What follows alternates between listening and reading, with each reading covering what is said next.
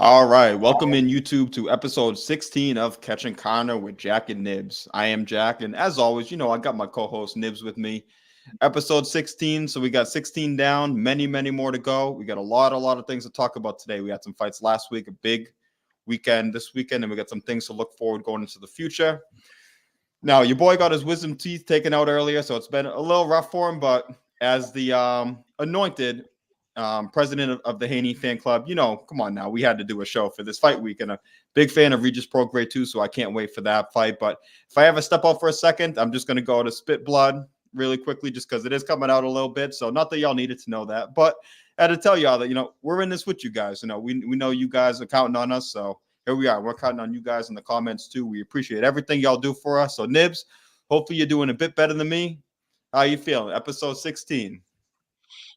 Look here, baby. I can't do any better than you, Jack, because you the GOAT, baby. It is what it is. You know what I'm saying? Catch and counter, the authority in all things boxing. Fuck with us or fuck off. My man is so dedicated to the show that he out here spitting blood.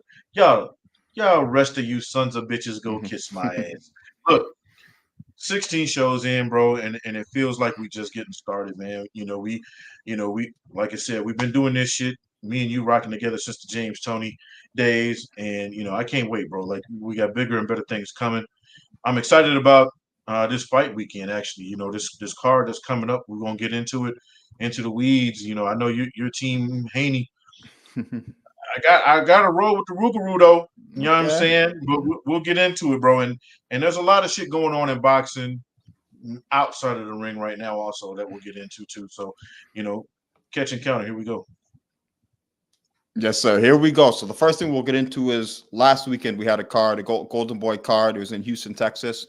Headliner was Ryan Garcia, made his comeback fight against Tank Davis, and a lot of opinions on this fight. Some people, it was some good opinions, some bad, some ugly. A lot going on. A lot of good, bad, and ugly in the fight, I'd say also too. He did at the end of the day, he did get the stoppage victory over Oscar Duarte.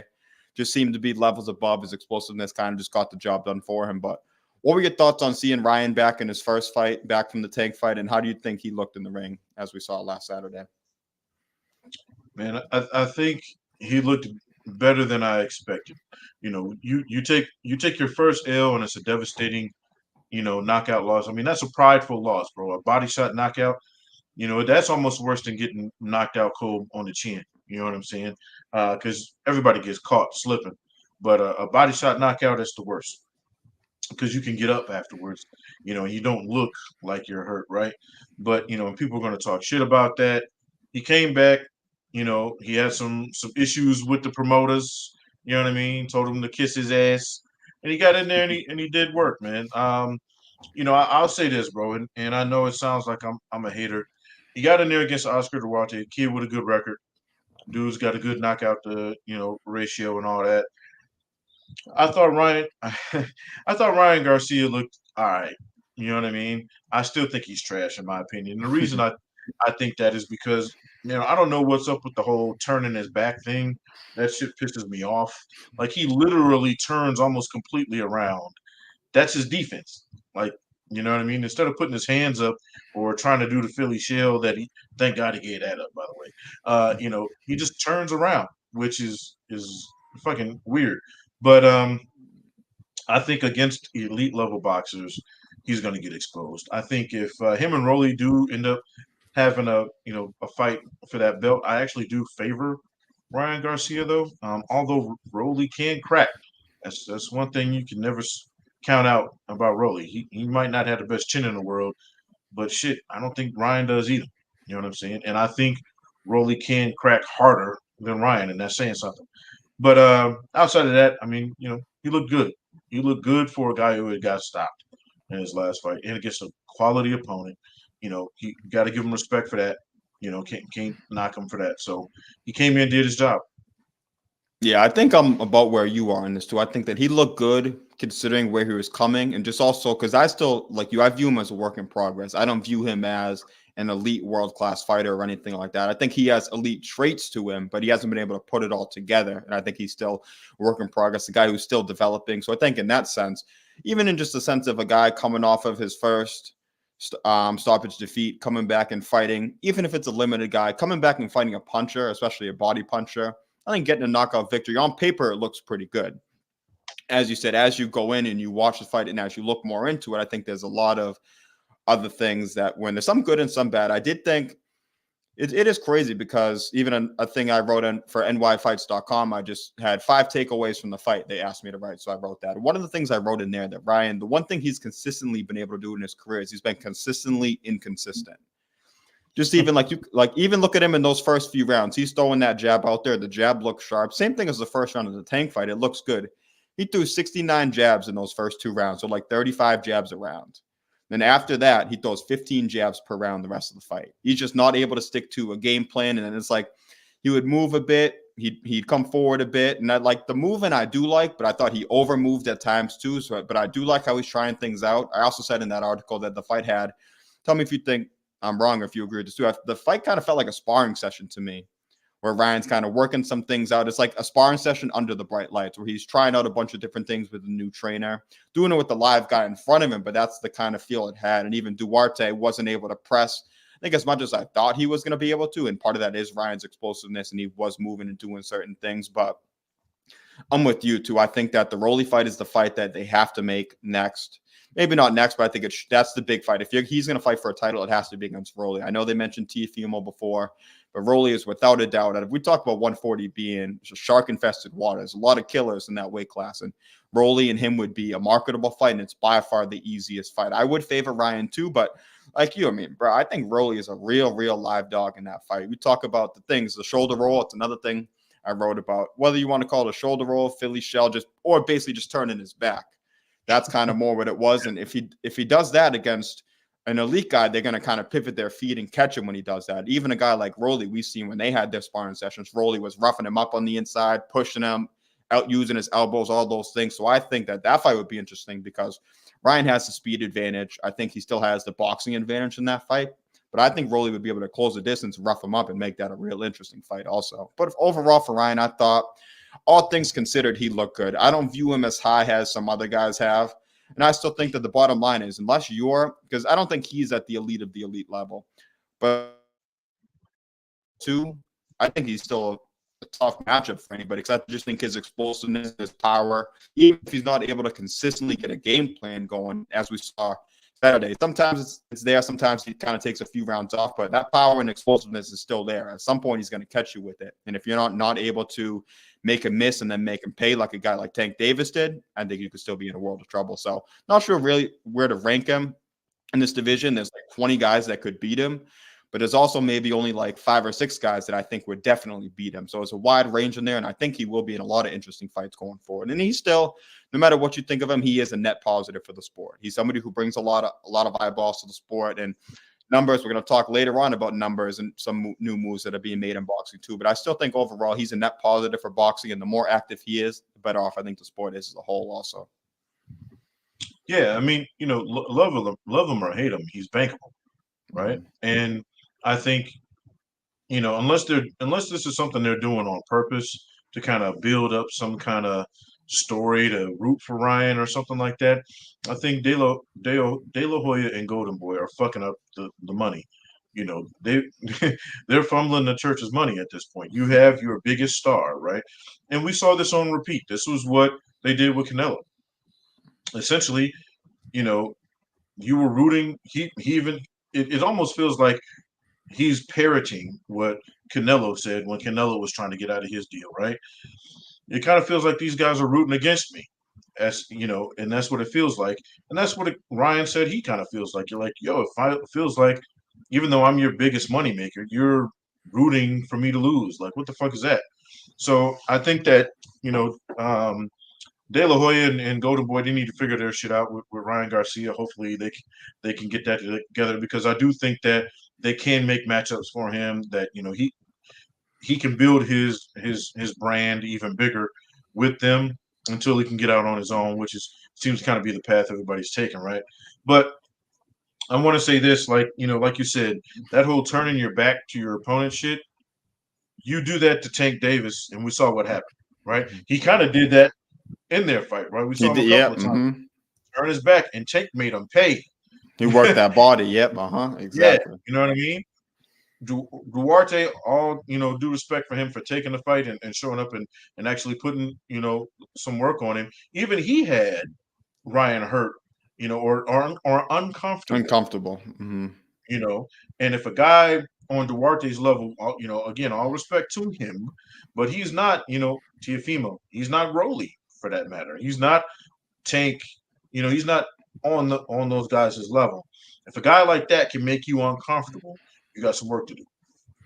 One thing I want to say on that too, because I think Ryan's catching a lot of slack just for those movements, but I want to even blame the referee more for that because not once did he ever get warned for turning his back either. He didn't give Duarte. So yeah, Duarte, of course, he's going to hit him in the back of the head or hit him on the hip because, bro, he's got nowhere else to hit him.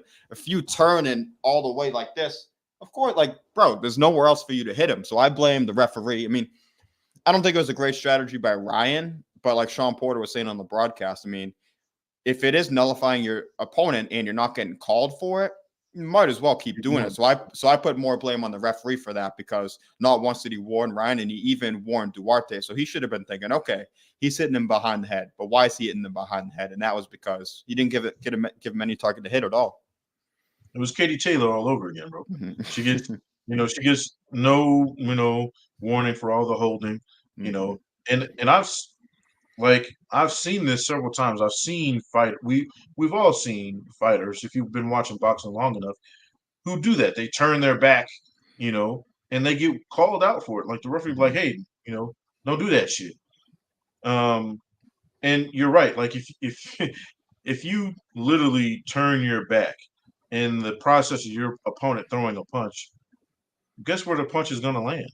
It's going to land on the back of your head or on your back because that's what you're giving him to hit, right? And this is boxing. Like anybody who's been in a boxing ring, even on an amateur level or just sparring or just getting into shape, if you've ever sparred in a boxing, you've got all that adrenaline pump. You've got all that, in action going. You're not pulling punches when somebody turns their back. If you're halfway through your punch or you're in the motion or getting ready to throw it and they turn their back, you're still throwing that fucking punch. So to ask Duarte not to hit him in the back when he's literally turning his back to him is just kind of unfair. But again, like we said, there's the difference between Oscar Duarte's level, right, and Tank Davis's level, Shakur, Tio. They're not going to hit you in the back. You know why? Because they're going to take the right angles. Like, okay, you want to turn your back to me? Watch this. I bet you won't keep doing that shit. And we saw that. Ryan was doing that shit early. Tank made him pay. He had to stop doing that shit. And then he got knocked out. So it didn't matter. But again, if you do that shit with the elite level guys, and I'm not saying Rolly is, and I'm not even saying that fight is going to happen, but they are calling each other out. So I'm hoping that it does. If this year's taught us anything, call outs are actually starting to work now. So hopefully that does happen because, like you said, it can be a big day for boxing. I think it'll do numbers. They both have huge social media followings. So, but again, Rolly's got a decent enough IQ enough where if you give him your back, he's going to make you pay for it. And he hits a lot harder than Oscar Duarte does.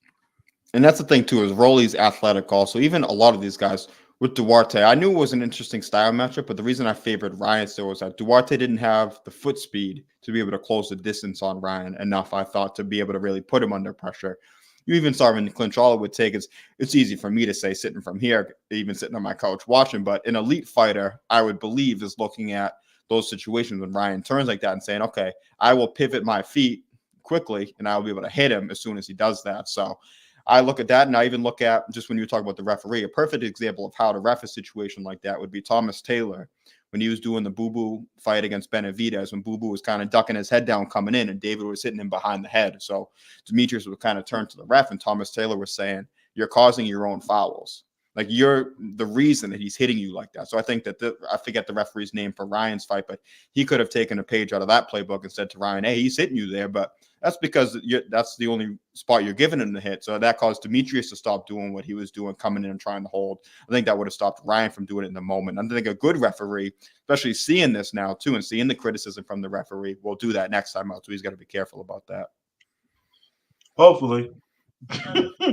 We shall see on that. Yeah, I guess. Yeah, like you said, hopefully, because you never really know in this sport, 100%.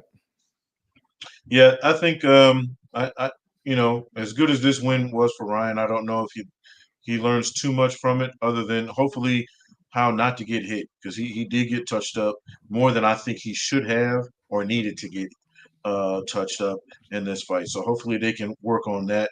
But we're excited to see what happens next, whether that be Rowley or he tries to try his hand at one of these other big boys. Like you said, there's a lot of work at 140. If you won't smoke at 140, there's plenty of places for you to get that shit. Hmm. So we'll see. And even the fight was at 143, which is interesting to say the least. Which somehow they found a belt to put on the line. I don't know if the WBA was making 143 a new weight class. Hey, that ain't for me to decide. But Right. so I think Ryan will eventually. We're going to talk about Devin Haney soon. So we got a comment here saying Devin. Yeah, so Devin and Regis will fight tomorrow. We're going to get to that in a little bit too. But Devin and Ryan both, I think, are going to be at their best at welterweight at 147.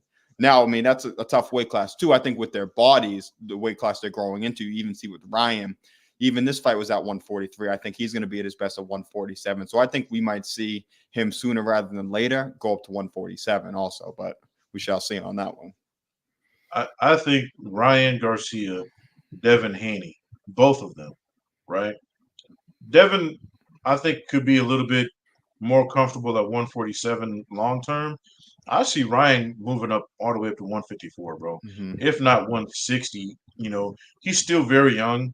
He's still growing into his body. You know what I mean? He's just starting to get that grown man strength, but hasn't even gotten it yet. So I think, Ryan Garcia, we're going to see him at 147 sooner than later. But I see him having a cup of tea there. I think he moves along at maybe up 154, possibly 160, depending on what the division looks like at the time that he gets there. Yeah, but if he's doing those things, as we were saying, he better tighten up a lot of these things, because the more you move up in weight, the harder it's going to be to get away with these kind of things. So we will see on that one. Either way, I do think he's going to be in big fights going forward, no matter who he fights. I mean, he could pick somebody. He could go to a local bar in Houston, drag someone off a bar Yeah. stool, and then sell out a big fight. So he's going to be in big fights.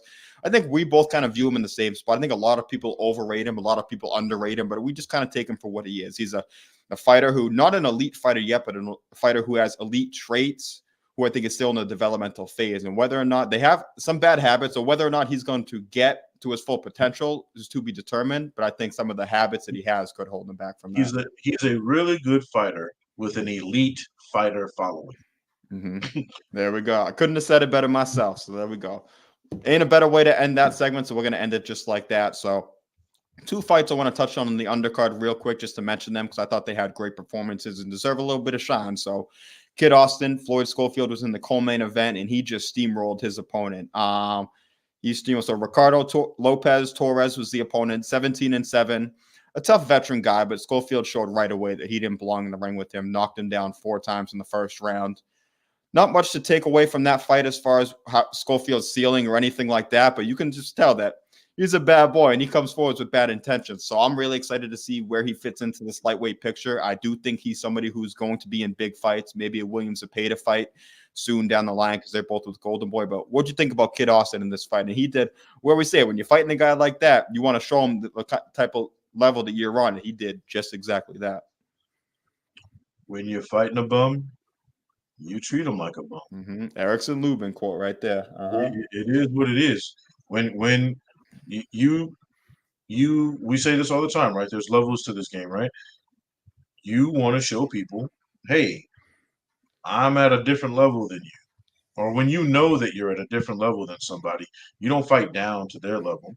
You take them out, just like he did. So, to your point, there's really not much to prove other than the fact that we got to see him showcase himself.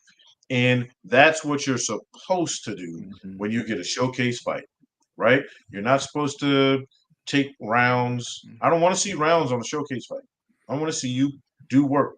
And that's exactly what happened. So hats off to him. Congratulations. Again, we don't learn much from it, but as boxing analysts, as fans, you love watching that shit. We all love somebody getting their ass whipped. It is what it is. So I like the fact that he, again, he put on the way he was supposed to put on for a showcase. Now, the double side to that though is right. You take a durable guy, right? You take a guy who's 17-7, decent record, you know, hasn't been really, mollywopped like he was. People are going to look at that and might be a little scared to go that route, right? Kid, I don't know if I want to go over there just yet. But he's at least put himself in a conversation. So I like where he's going, and I think there's nothing but big stuff for him. Yeah, the fight that they mentioned next for him, I know these two have been going back and forth. And Kid Austin's been very respectful in the way he's calling him out. But I guess the most respectful call out you could have, he was calling out Jojo Diaz. And that's a cool fight. I mean, Jojo is definitely on a slide, and hybrid just took the words right out of my mouth. Just as I think he knew I was going to say it. We timed it up perfectly. But Jojo, somebody who's all, yeah, shout out to you, hybrid as well. Emmanuel Gutierrez. We'll get to your comment in 1 second because we're going to switch to that fight real quick right after this too. But I think Jojo will be a good fight for him. I think that Jojo's on the slide a bit. He's had some other things going on outside the ring. We haven't seen the best performances of him, but he's still a vet. He's a former world champion, and I think it would be I would pick Schofield to win that fight. Maybe even be the first guy to stop Jojo Diaz because we haven't seen the best of Jojo. I think Jojo is declining faster than he probably should due to lifestyle choices and things like that. So it'll be interesting to see. But I think that's a perfect fight for Schofield next. And I do think that with them both being golden boy guys and Jojo saying he take the fight, I think that's a fight we see next year. And that's the perfect fight, I think, for him. What do you think about that matchup? Is that the fight that you'd want to see him in next? I think it's a great fight for him. It's a horrible fight for Jojo. Yeah. Like if I was in Jojo's corner, if I was on Jojo's team, I'm like, we don't want that smoke right now. Mm-hmm. You know what I mean? We need to wait. We let's get another fight in there. But I think, yeah, I mean, obviously, if you're on Kid Austin's squad, you're like, yo, sign us the fuck up, get his ass in there, let's go. Before they can change their mind, let's get something on wax, right? So I think it's a great fight for him, bad fight for JoJo. I think right now, I think if they have that fight right now and that's next, it's bad news for JoJo, and it makes him go in a direction you don't want to see him go in if you're a fan of his. Yeah, especially with JoJo, he's had a tendency. He's always been a lower output guy, especially as of recent. He has a tendency to kind of, when things start to hit the fan a bit, kind of just sit in that high guard and take shots. Well, if you're fighting a young, hungry, strong, motivated guy like Kid Austin who's looking to make a statement, I think it probably is a recipe for disaster. That's why I do think that JoJo is given, for all the things we could say about him, he has shown to have a good chin. I'm not sure if he's ever been down. I know he's never been stopped. He took 1,000,000 punches against Zepeda. Kept coming, or not kept coming, but stayed in the fight. Never went down or anything like that. But I do think Kid Austin, with all the things we were saying, and if JoJo's at the lesser version of that, I do think that it would be the first time he gets stopped in his career, and that would be a huge statement for Kid Austin. Yeah, I mean, bro, it's for all the reasons you and I just said. There's no need. There's no need for JoJo to take that fight right now. Mm-hmm. Right? Unless he just wants to prove a point. Unless he believes he's back, which, from what I've seen recently, I don't think he is. But it'd be a really good fight for Kid Austin. Now, it's also a tough fight, right? Just because of everything you said. JoJo, even if he's not at his best, he's not going to be nobody's bitch. Mm-hmm. You know what I'm saying? He's not just going to come in there and follow a script. So if you're Kid Austin, you 100% believe you're 1,000% better than this dude. You do also have to understand you're gonna get a fight. Dude's not just gonna come in there and he's not 17-7. Let's put it that way. Yeah, no, that's a fact. It's a fact. So we'll move on now to Shane Mosley Jr., somebody who we've both been fans of, and someone who we talked about in the pre-show. A guy who doesn't have to do it this way, but he's doing it the right way too. The way he's going about his career. He doesn't even have to be in the boxing ring, but he got a 6 rounds corner stoppage against Joshua Conley and now puts himself in the mix. He won a WBA gold belt. I guess I don't know if it's the Golden Boy gold belt because all their fighters seem to get gold belts that night. But hey, I don't know, he's ranked in the WBA, so I think this does get him closer to a title shot. And middleweight's the kind of division where they're looking for guys to kind of step up. And he's someone who's had some setbacks, but he's got the name. I think he gets better with each and every fight still, even though he is, I think, 30 years old. So he's at the point where he shouldn't be getting better, but I think we're still seeing him get better each and every fight. He ain't his dad, but no one's expecting him to be his dad. I just kind of like Ryan. I'm just kind of taking him for what he is at this point. And I'm enjoying him each time out. Seems like a great dude. So a guy that you've got to root for. But what do you think about Shane Mosley's performance, and where do you think he fits in this middleweight division right now? Do you think a title shot is a realistic thing for him at this point? First off, I just want to address, that right there. When Shane Mosley is your father, right? That's like having, Scottie Pippen as your dad. You know what I mean? You weren't Michael Jordan, but you was the next dude up. You know what I mean? That's what Shane Mosley was, pretty much. You know what I mean? And he was a pound for pound juggernaut most of his career, right? Except for the later part. So yeah, nobody's gonna be Shane Mosley but Shane Mosley. Now Junior comes in again, like you said, there's high expectations. The reason I appreciate what he's doing so much now is because of that. When you're Shane Mosley's kid, it would have been real easy for him to quit after getting a couple of losses, right? He was on the contender, lost that. A lot of people were like, he's washed up, he's done, he's not shit. Instead of just kind of going away, what did he do? He went back to the lab. He worked on the shit that he was, what do I say all the time? Fall in love with the shit that you're not good with. Mm-hmm. Because the things you're not good at, that's going to get you killed. And he did that. He fell in love with the process. He's got 4 L's, bro. But he picked up a little trinket. He's beating good guys, right? It's almost like he's learning on the job. Like I kind of felt like they were throwing him in there super fast and heavy because he was Shane Mosley's kid. Now he's kind of coming up and he's doing the work. So I'm proud of him, man. No matter what ends up happening with his career, whether he gets a title or not, I appreciate him having that dog in him. He has the dog in him. We all wanted Julio Cesar Chavez Jr. to have in him because he had more talent in his little pinky than most people have, period, right? And he just blew it away. No pun intended. Exactly. And I think that's what makes Shane such an easy guy to root for. Like you said, not only did he not have to keep going after a few losses, he never even had to step in the boxing ring. And we're not talking like kind of celebrity fights, this and that. Coming in as a pro, coming up the hard way, wasn't going the route you see other guys go of taking these easy fights here and there. He was going out as a real pro, as if he wasn't even Shane Mosley's son. And I respect the hell out of that because he could have went. No one would have blamed him if he never stepped in the ring. No one would have blamed him if he stepped away when it wasn't going well. No one would have blamed him if he went for the money grabs. But he ain't about that. I do hope he gets a title shot. Just he's got to root for. I think a middleweight, he's a serviceable challenger. I know the WBA, he's looking for that belt that Lara has. Even I look at a guy like Janabek.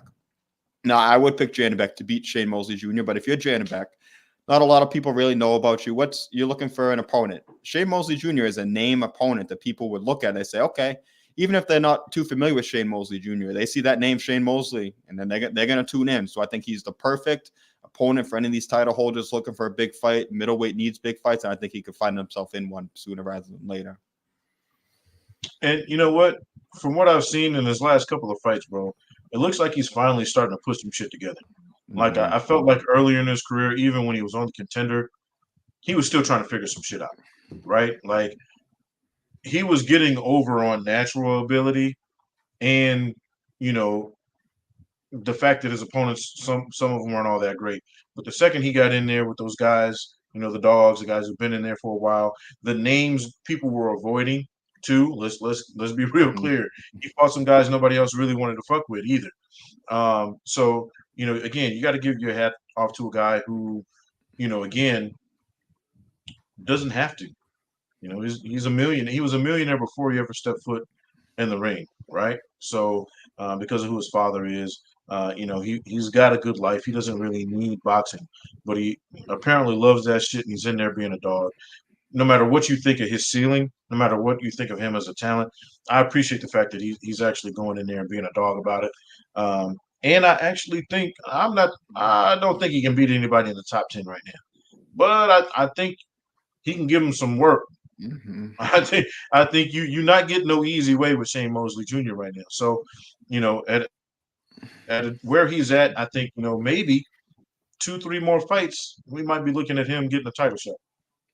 Yeah, but he just seems like the definition of a guy. I've never been in the gym with him, so I don't know. But You can just tell he's the kind of guy who grinds in the gym too. His work ethic seems to be unmatched. People have always said that about him, but when you see a guy like this who does seem to be getting better older in their career, it's because they're a gym rat too, because they're putting in that work. And like you said, he has that chip on his shoulder of a guy who didn't grow up silver spoon or anything like that. And I think part of that has to do with having the Shane Mosley name. It gives him that extra chip on his shoulder to not become, like I said, or even not to be looked at as like a Chavez Jr., a guy who had the potential but didn't take it serious. He's the opposite. He might not have all the skills in the world, and he's still tall, long, and he's got boxing skills too, but he's getting everything out of his ability too. And I think that's something you can't hate on without a doubt. Yeah, and from what I hear, he's a great guy. Like, you know what I mean? It's easy to root for him. You know what I mean? Not only is your dad Sugar Shane fucking Mosley, but he's a good looking kid. He's a nice guy. He's got he's got movie star looks, all that shit, right? So people are gonna show up and show out for him.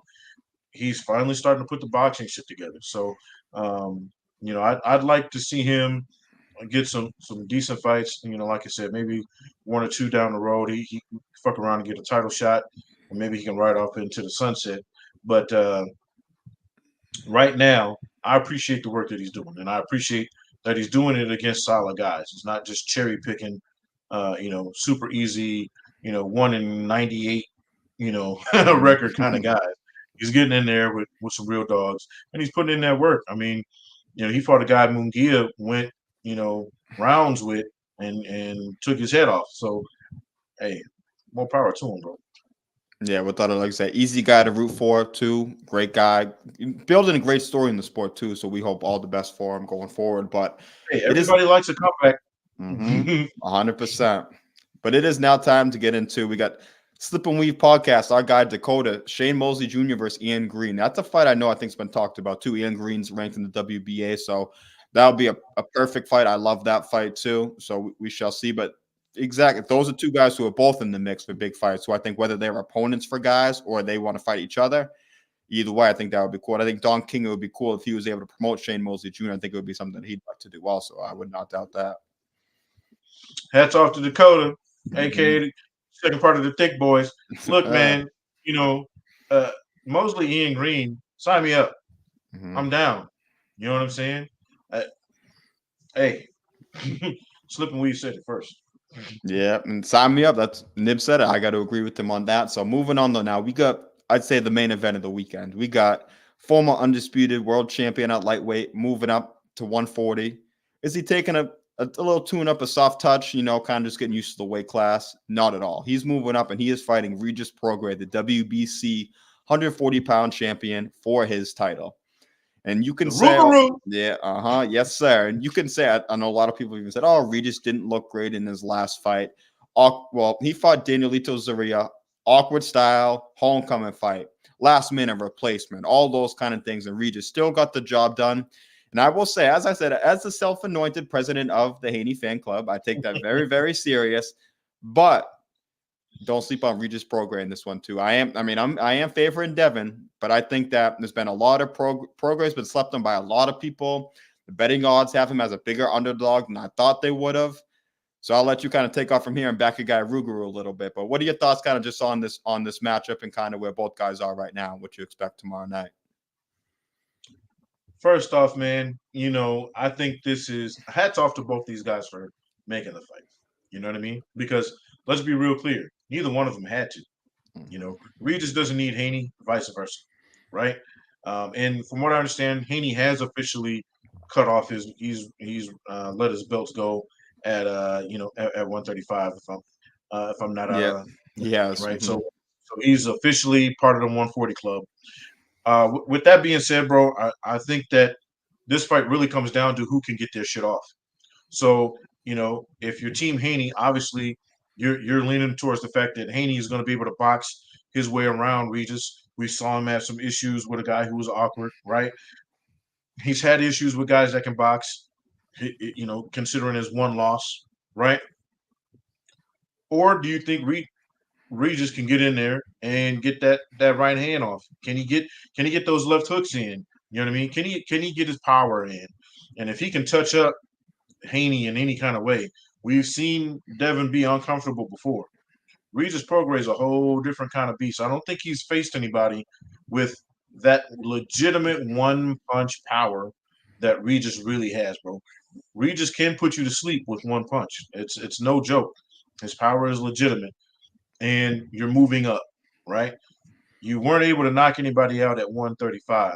Now, could that be because he had difficulties making the weight? He was weight drained. There's all of that goes into consideration too, right? So if he's really comfortable at that weight at 140, maybe his power pulls up with him a little bit better than it did at 135, and we see a different kind of guy, right? I think they're both dogs. I'll give them that. I'm leaning towards Regis, and the reason I'm leaning that way is I've seen people count him out, especially early on in his career. And I've seen this dude change somebody's whole mentality with one punch. So I think if Devin gets caught early with something, it's not going to be like Lomachenko.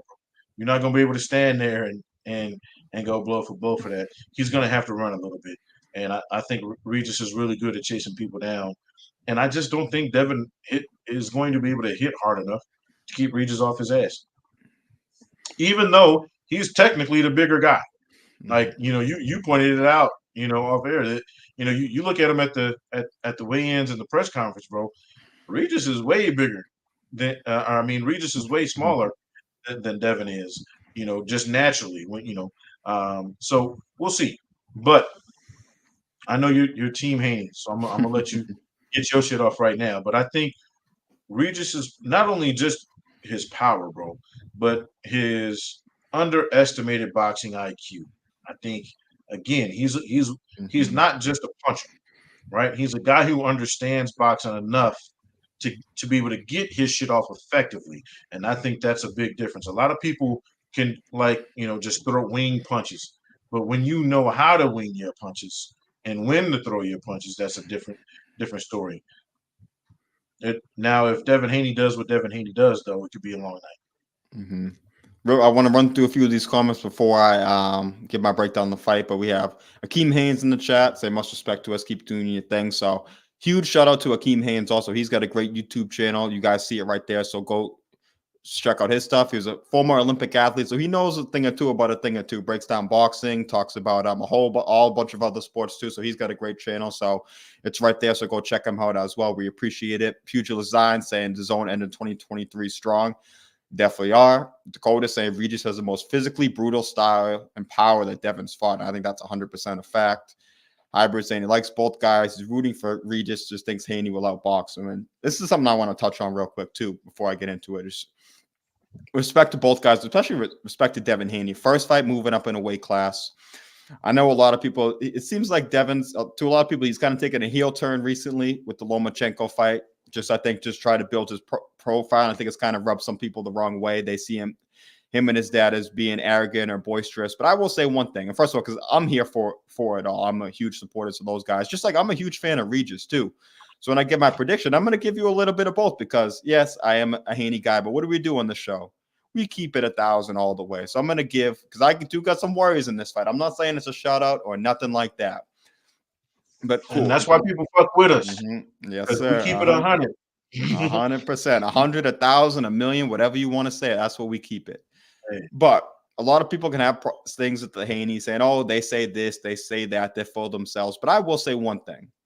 A lot of fighters are like that in the sport of boxing. And at least they keep that same energy when those contracts are sent out. Kambosos. Yeah, everybody, it's easy to now say everyone thought, oh, he was going to wipe Kambosos. I always thought he did, so I'm not going to say I didn't think he was going to. But at the time, the betting odds had it a close fight. There were questions about Haney since the Linares fight. Still, people thought, oh, he might get robbed in Australia. A lot of question marks going into that fight. We knew he was a better fighter. I knew he was because I'd seen Kambosos fight Mickey Bay. I knew the jab was going to work on all those things.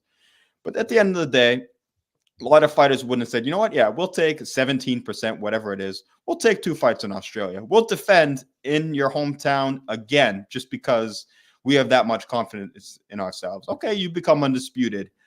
Who's your first title defense going to be? Oh, we're going to go to the guy everybody wants us to fight. We're going to see Lomachenko next. We're going to go to his fight against Jermaine Ortiz, and we're going to step in the ring like we are the challenger, challenging the champion. We're going to make that fight happen. They did.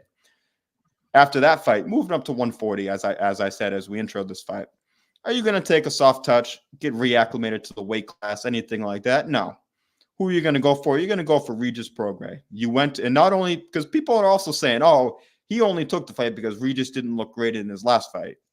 Well, that was the fight they were talking about before, and Bill Haney was at that fight because they were looking to make that fight. Now, if you want to say that Regis not looking great in that fight made them want to make the fight, so be it. But to me, if they're already on the phone with Eddie Hearn about making the fight, they're already there to make the fight, then at the end of the day, I think they were seriously still going to consider that fight. And I think they would have made that fight no matter what. So I want to give the credit for that. Even Dakota giving a nice rundown of that too. JoJo is a contender. Linares, Kambosos, Loma, Regis. That's the run he's on right now. People can say what they want about Devin Haney. You can't say that he ain't, as Dakota's saying, that he isn't making meaningful matchups and doing exactly what we want to do in the sport. Now, as far as the fight is concerned, because I am picking Devin to win. I'm picking him to win a decision. But it does give me a little bit of pause when I look at this breakdown, look through some film and look at some things, because he does have some advantages, but there are some things that worry me with him about this fight. One thing that worries a lot of people that doesn't really worry me, though, is the fact that people say, which is a true fact, is that Haney doesn't really land his jab as much against southpaws. When he fought Jojo Diaz, when he fought Lomachenko, his jab, which was his best weapon against most other guys, wasn't as effective. But there is one caveat with that, is that Jojo Diaz always sat in the high guard, and Lomachenko sits in the high guard and moves a lot too. So I think it's a different style matchup. I think Regis is more of a plotter, and Regis also sits in that kind of a shell defense, and Regis as a southpaw keeps that right hand low. So I think the jab will be there, I think, for Devin to land more in this fight. And still not as much as it would be against an orthodox guy, but I'm not as worried about that because those two guys are in the high guard. Regis isn't really a high guard kind of guy. He keeps that right hand low, and he keeps that left hand cocked and ready to load. But I will say Devin Haney's got to keep that right hand glued to his chin also. Especially, he's been clipped with overhand lefts a bit, the Lomachenko fight. But I don't look as much of the Lomachenko fight because I think Lomachenko's foot speed against Regis is a whole different ballgame. I think they present different problems. Like you said, Regis has the one-punch power that Loma doesn't have as much of. But Loma has the foot speed, the angles, and all those things that Regis doesn't have. So I look at even the Jojo Diaz fight that Devin definitely won. But there were moments in there where he was hit with some left hands over the top, and it does make you wonder. Now, if it was Regis Prograis in there, you could be having a whole different situation if you're getting hit that flush. So, like I said, I'm Team Haney, but I keep it real. I give you guys both sides. So that is something I'm worried about a little bit. I'm also worried a bit about it's a hometown fight. We saw Regis struggle a bit in his hometown fight. Still got the win, but didn't look the best, I think, that any of us would have thought he would have looked. So for Devin, hometown fight, Bill Haney, they're talking that he's going to knock out Regis Prograis. Is there a chance that because of the hometown crowd in there, that the crowd's clearly going to be for Devin, the crowd's going to be looking for a big fight, a great fight, an action fight? Does Devin press the action a little bit too much maybe? Kind of like he did later in the Linares fight where he had the fight won and he gets clipped. That's something you got to wonder about too. But at the end of the day, I am still picking Devin. I think that the one thing with Regis is I'm not sure he has quick enough feet to close the gap enough to land enough of his hard shots to really waver Devin from his game plan at all. Another thing that Dakota has mentioned before, which I'd always kind of thought of, but I didn't think about it as much until he mentioned it. And then when I watched Regis fight, I saw these same things too. Predictable movements from Regis. I know as a guy who spars and boxes a little bit, I'm an orthodox guy. Regis is a southpaw, like Dakota's a southpaw also. As an orthodox guy, we move more to our left naturally because when you jab, you're going to step, you're going to move to your left a little bit. Regis, and like Dakota mentioned too, with southpaws, because he's a southpaw, they move to their right more. Regis moves probably 80 to 90% to his right side, and he does that, and he gets in a rhythm and he gets going. But also, if he's moving at that point to the jab hand of Devin Haney, and if he's got that right hand down and he's moving into it, I can see Devin starting to time that. And he does move his head too, but his head movement gets kind of predictable and it gets kind of it can be timed, I feel like, at times also.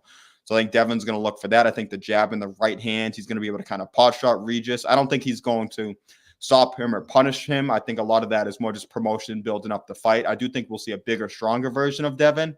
And I do think he will win a decision. But I will say there are definitely going to be some moments in there because I don't think it's even a question of if Regis will hit him. Regis is a damn good fighter too. I think it's a moment of when he will hit him. How Flush is able to hit him and how Devin's able to respond from that. And Regis isn't the kind of guy that's going to get, if Regis is down 3-4-0, even 6-0, 8-0, 10-0, Regis ain't going to be deterred at all. He's not going to kind of poo-poo himself and say, oh, what was me? I'm not going to catch this guy. He could be down 11-0. And in that 12th round, he's still going to think that he's going to knock Devin Haney out. So I think Devin's going to be on his game, stick to the game plan, not look to exchange too much, even if the crowd wants you to. I think if he does that, I think he will. I think he wins the decision. But hell of a fight, hell of a matchup. And I think any of these scenarios that I just mentioned could all play out. And that's why it's a fight we all want to see. I'm with you for the most part. Mm-hmm. and here's something we do agree on. And I think anybody who thinks that Devin Haney's got a weak resume needs their eyes checked and also needs to follow boxing way more. Casual fans will look at it like that because of the Kambosos fights.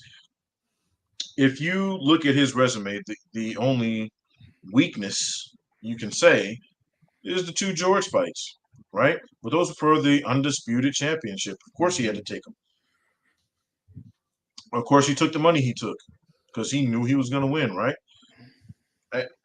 The problem is most people think, yeah, well, guess what? If Tank would have took it, if Shakur would have took it, if Tia would have came back down and took it, if Lomo would have took it, they'd all be undisputed right now too, right? And then Devin Haney would just be another guy, right? I think that's where people kind of put him in. Mm-hmm. He was smart enough to jump on it when he did. You can't blame him for that. Kudos to him and his team for getting their shit off when they did. Now, with that being said, he's moving up to 140 in his first fight, like you just said, is Regis fucking Prograis. I mean, you don't get much harder of a first fight than that, bro. Like, unless he'd have took on Tio or or Matias, God forbid, Jesus Christ. If he took on somebody like that, his first fight out, we'd be saying the same thing. Regis Prograis is legit. Like, let's give him his flowers for a second, because you look at what Regis did. That he had a war with Taylor, and lost. Some people think he won. Close fight, right? Real close fight. Could have went either way. So if that's your lone knock on him, is his loss to Taylor, whoop-de-fucking do. And before the Tio fight, Taylor was considered, one of the best at 140, if not the.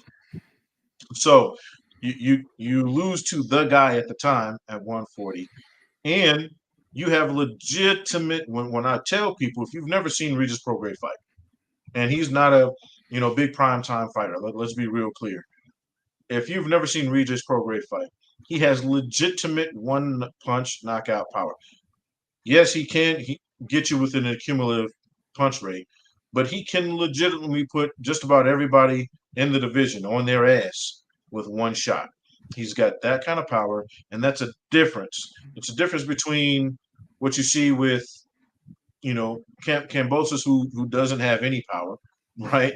You know what I mean? Not on an elite level. You got Lomachenko, who has power, but his is an accumulative knockout rate, right? You don't really see Loma knocking people out with one punch all the time. Most of his highlights, you see it, but you didn't see the work that came up to that point, right? He's an accumulative puncher. Regis can really he could, to your point, he could be losing 2 minutes and 50 seconds of the round, and that last 10 seconds, he catch you with something, and you're picking your mouthpiece up, wondering what the fuck happened. Somebody catch that guy. He just, did anybody get the license plate number? That's what you're looking at.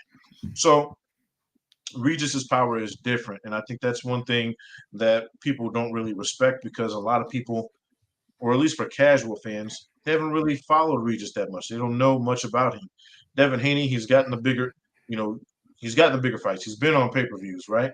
He was an undisputed champion. People know him. They know what his style is. I would say this: he's not going to knock out Regis Prograis. I don't know. He's saying that to sell tickets.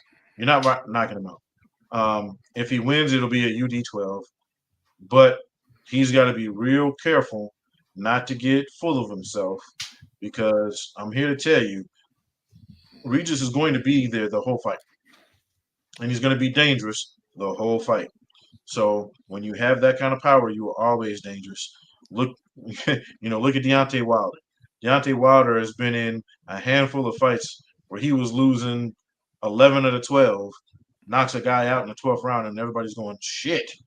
You know, he doesn't have Deontay Wilder power. Well, that's some heavyweight shit. But he's for 140, he's one of the most dangerous punchers, bro. Not named Matisse. So I think he can actually get a late stoppage. I'm saying 9-10 for Regis. But if Devin gets on his shit and does what I expect he's going to do, no matter what he says he's going to do, it'll be a UD12 for him. So I'm taking Regis, and I'm taking that money that Vegas is saying he ain't. Yeah, I'm on that. I'm on that. Speaking of that money too, I got some numbers to throw at you because I got a little parlay. I threw Devin by decision in that parlay, but I also a little hedge, throw a few bucks on Regis also. And if he's going to win, I think it's by stoppage, so I did that. So Regis by stoppage is somewhere in the range of the plus 600 range, which to me is wide. And you're also thinking if it's going to happen, probably in the second half of the fight. Regis 7 through 12 plus 1,000. So $100 gets you 1,000, 10 wins you 100. So if you're a Regis Prograis supporter, those are some numbers I think you might want to take up on Vegas because I do think that I am picking Devin to win. I do think the price is wider than I thought it would have been. About a 4-1 favorite, about 2.5-1 just by decision. And I think that he's the rightful favorite. I am picking him to win, but I think for those numbers, worth a little dabble. Why not, right? Hey, I'll tell you right now. If you got $20, put it on Regis. Whether he wins or loses or not, it'll be worth the bet. No, 100%. We got a few comments. Emmanuel Gutierrez, will we be streaming the fight? We would love to. Unfortunately, I think that's probably the quickest way for us to get the channel shut down, so we will not be able to do that. But we will be tuned in, so tune in on DAZN. Interesting, it's a pay-per-view. I don't know but my feelings. Well, I do know my feelings on that because we're going to share it in a few minutes when we touch on the undercard. But $60. $60 pay-per-view, whatever. But yeah, so it will be on there. So if you are looking to buy the fight, I have to say, purchase the pay-per-view because that's where you can watch the fight officially. Hybrid here. Last thing I'll say on this fight too is saying if Haney can't get Regis respect, it'll be a long night for Haney. I will say is Haney is he the strongest puncher in the world? No, but I do think, especially at 140 being rejuvenated, I do think he will have the sting on his punches to at least gain the respect of Regis. Just because he's always been a sharp puncher, and they've always said his punches sting a bit. I mean, is he going to sleep him? Most likely not, but I do think that he's just the way he lands his shots, he's going to land them crisp enough if he's able to time Regis as he's coming in, time Regis as he's moving to the right, time Regis as he's moving his head. I think the punches will be sharp enough that even if Regis, not that Regis will still respect it as to think, oh, this guy can knock me out, just even with his feet, if he's having a hard time getting in there and every time he gets in there, his head gets popped back and he has to reset, I think he's going to have no choice but to respect the power just because he's not going to be able to get in as easy as he would like to get in at the end of the day. Yeah, I mean, it's one of those fights where, again, power versus boxing.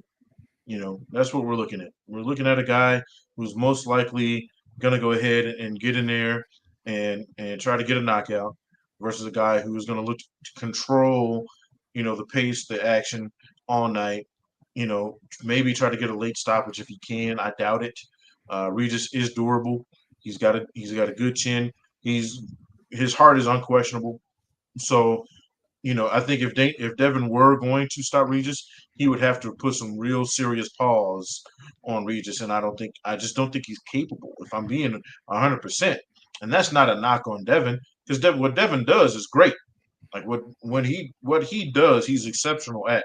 He's just not a knockout artist, bro. So I think the only, I wouldn't say the only path because you can get him with a body shot maybe, but I think the most plausible, a path to victory for Devin is a decision. I don't think Regis wins a decision, whether he's winning the fight or not, because of where it's at. And I know people were mad at that I say that a lot, but I think he's only plausible, destination to a victory is a stoppage.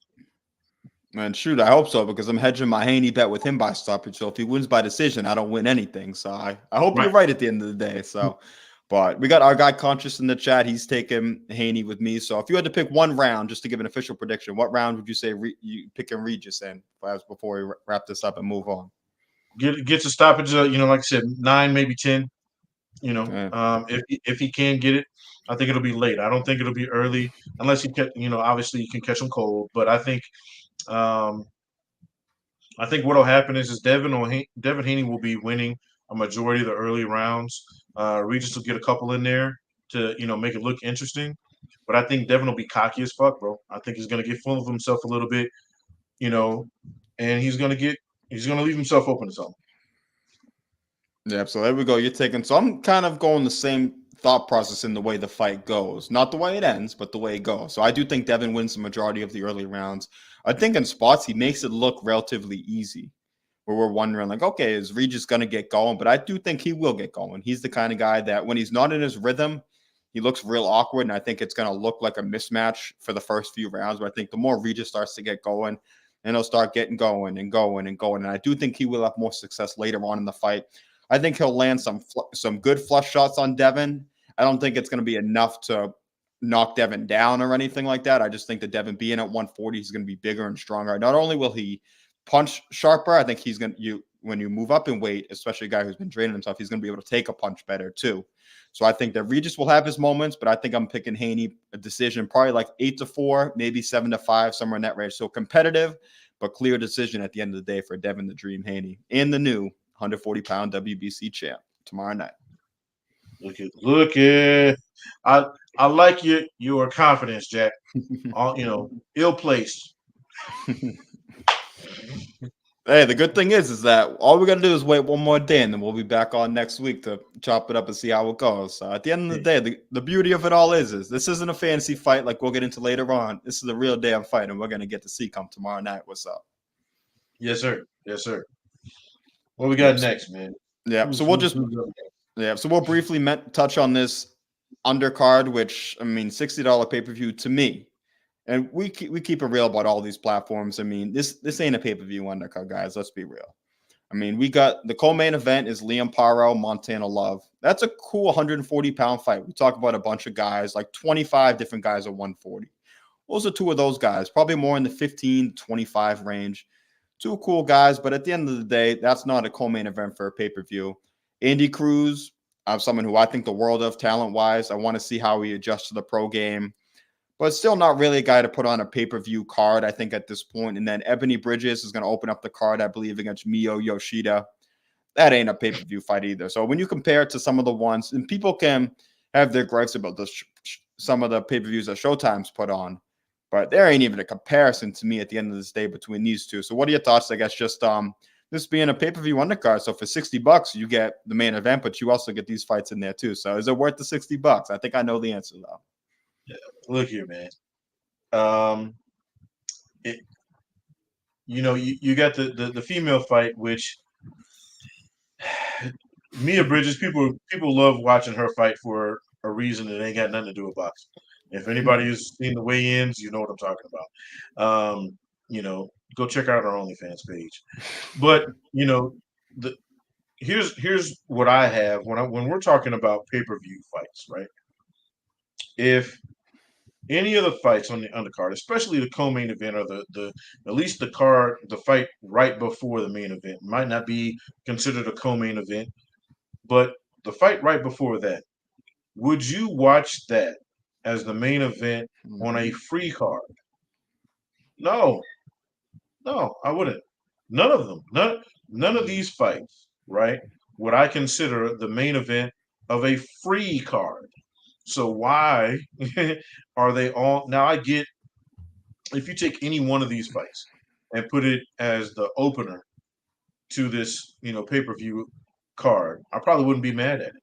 But then give me some quality fights on, and there's plenty of fights that could have been added, to this card to make it worth the $60 price tag. If I'm going to pay my money, right, in addition to what you have to pay for the zone as the service anyway, right?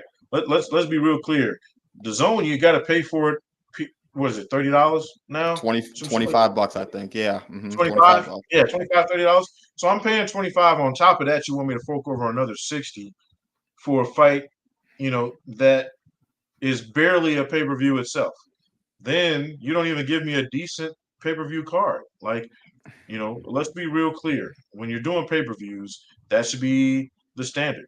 And if it's not worth $60, we'll make it 40, 50. I might fork over $40 to watch Regis and but 60 for some guys that are barely pay-per-view themselves, right? Because let's be real clear. There's a difference between being a star in the sport and a pay-per-view star. Those are two totally different things, right?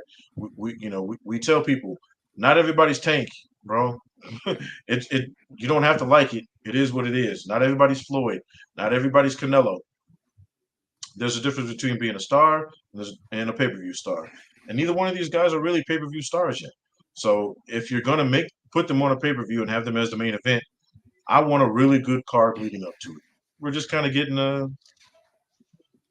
cool card. Now, if this had been on DAZN just as it is, like part of the subscription, oh yeah, I'm on that. I'm on that. 100%. And part of the problem with me too is, I mean, bro, is the DAZN pay-per-view going to even work? Like, we've had problems with that before too. So it's like, not only is it not a great card, Right. not only is it the extra money, but people have bought the pay-per-view. Dakota could speak for that. I don't know if he's still in the chat, but he bought the Tank pay-per-view. Like, they charged him like 4 different times and he couldn't even watch the fight. So at the end of the day, hard to kind of ask all these things from the customers when you're not giving that same energy back and taking care of us either. So in my rule of thumb has always been on pay-per-views, like I've said on the show before, take away the main event, kind of similar to what you said. Take away the main event, the rest of the fights on there. Would you be okay with that being just a regular Saturday night, like card of the week or card you're looking forward to? And the answer is unfortunately no. Some good fighters on that card. The Paro Montana Love fight's a cool fight, but it ain't a main event fight, I don't think. And it's not a co-main event for a pay-per-view. You can put Montana Love on ESPN. I'll watch him, but after, he's even made kind of a shit showing of himself, so there's that, right? Put that on ESPN, put that on one of these free joints, or put it on regular DAZN, bro. I'll watch it. $60 pay-per-view, I need more from you. Yeah, 100%. And then I'll quickly go through and I'll give, if you have anything you want to say about these fights, you can, but I'm just going to give quick picks on all these. So Liam Paro, Montana Love. Cool fight. Liam Paro, he's been inactive. I know he had an injury. He was actually supposed to fight Regis earlier this year. Got hurt. That's how the Zaria fight even happened. So I'm picking Liam Paro to beat Montana Love. I think that Montana Love is just kind of in a spiral right now. I think he could look really good. He looked great against Barenchek, and then you got to wonder how much was even left of Barenchek after the Zepeda wars he's had. And he's been so up and down since then. Showed in the Spark fight that he kind of doesn't handle adversity the way you'd want a fighter to handle adversity, literally basically throwing Spark out the ring and getting a DQ for that. So he's still a very talented fighter. I would not be shocked if he picks up the upset here and kind of puts himself back as a contender, but I'm picking Liam Paro, probably late stoppage or a decision in that fight. So I am picking Paro to win that one. Andy Cruz against Giovanni Straffon. Again, Andy Cruz, only 1-0. This is the second pro fight, and he's going to win this fight, but it's still a pretty damn good opponent you're putting him in with. Giovanni Straffon. Dakota mentioned on their show Wednesday that he's got some losses, but he also has a first-round knockout over James Tennyson, who's a solid UK fighter. So he's been able to upset the apple cart before. Andy Cruz is just too good, too fast. He's learning with Bozy Ennis and Boots in their camp. I think that's a great fit for him up in the Philly gym, learning the pro game. He's going to get better and better each fight. I expect probably a decision. I think a lot of people see a stoppage. I think a stoppage would be really good for Andy Cruz, but I think for him, even if he gets 10 rounds in, gets a decision, 10-0, like I think he probably will, I think that's good for his career too. And then the opener is Ebony Bridges, Mio Yoshida. Funny thing about this one, because I know Christine Lopez is somebody who we've had on this platform before. Sharetta Metcalf, who's one of her fighters, just fought Mio Yoshida earlier this year when Jamel Herring made his comeback, actually. So pretty recently, and Metcalf outboxed Yoshida and won, I think, a unanimous decision. So now Ebony Bridges, of course, the typical boxing thing. I know it's a late replacement, but the fighter who loses that fight somehow gets the title fight. So I know they're there in San Francisco this week, so they've been calling out Ebony Bridges, doing the Shannon Briggs, Vladimir Klitschko trying to get that fight. So Ebony Bridges has been saying she doesn't know who she is, which I find funny because, yeah, so you don't know who Sharetta Metcalf is, yet you're fighting the girl who she just outboxed. Interesting. Right. Neither here nor there. I just thought that was an interesting thing, but I do think Ebony Bridges probably wins this fight. I don't know if it's a stoppage or it's a decision. I'd say probably a decision, but I want to see what's next for Ebony Bridges. I would want to see her take on a Sharetta Metcalf. I'd want to see her take on some of these other fights because I think that there are some people stylistically that can take advantage of some of the things she does in there. And I don't think Yoshida is the one, but I think someone like Metcalf could be, and that's the fight that I'd want to see next. On the undercard, real quick, Beatriz Ferreira, who was an Olympian, who's going to look to be an Olympian next year also. She fights on the undercard in an 8-round fight. Amari Jones against Kilo the Kid Madeira, a great undercard fight. I think Amari Jones will win that fight, but it's a fantastic undercard matchup. So if you're going to watch this pay-per-view card, even I think this is on the YouTube prelims, but if you're buying this pay-per-view card, you're a hardcore boxing fan at the end of the day. Watch this fight in YouTube prelims between Amari Jones and Madeira. I think it's a great fight. A lot of trash talk, and I think it's Stockton against San Francisco too. So a little Cali rivalry in there. They've been talking their talk all week. Both guys are confident. Those are the things we want to see from young guys. Amari Jones taking the fights like that. So do you have any thoughts on any of those undercard fights? And if there's one that's interesting you at all, or what are your kind of thoughts just on? Because we gave our thoughts on the whole thing, but any specific fight you want to touch on at all? Next. There we go. You heard it from here. So we will do that. So we'll move on to now. We have Robeisy Ramirez is going to fight. This is an interesting fight. So he is fighting Rafael Espinoza on Top Rank Saturday, December 9th, tomorrow also. This is in Pembroke Pines,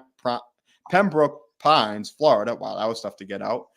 But Robeisy Ramirez, who I think is the best featherweight in the world, fighting Rafael Espinoza. Espinoza is a guy who he hasn't fought any big names yet. He's fought more on kind of club shows on the way up. But when I did watch film on him, I think he's better than I thought he would have been. He's 6'1" at 126 pounds, so he's a tall guy for the weight class.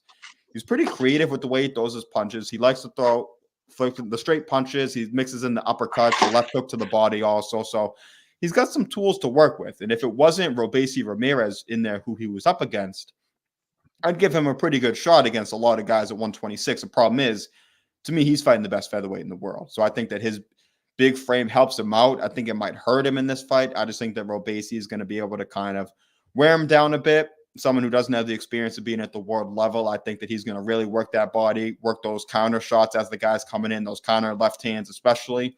And I do see Robeisy Ramirez getting a late stoppage in this fight. So what do you think about the headliners for this? We got Robeisy Ramirez against Espinoza, kind of an unknown guy. So you tuning in just for the Robeisy show, basically, or what are your thoughts on this matchup? You said it. Look, Robeisy is he's prime time, bro. Mm-hmm. He beat my guy Nova. Oh my goodness, hurt my heart when he did him like that. And after that, having said that, after that, I said, you're probably not going to be able to stop this kid now because he's on a roll. And I've been right. He's, which isn't to say I'm a genius because it didn't take much to figure it out, right? Like, you put him in there with anybody, probably not named Inoue or Shakur or, you know what I'm saying? Guys around his weight class that are just killers, you know what I'm saying? And he beats them. Pretty much. I mean, there's really nobody in his weight class right now that I'd pick to beat him.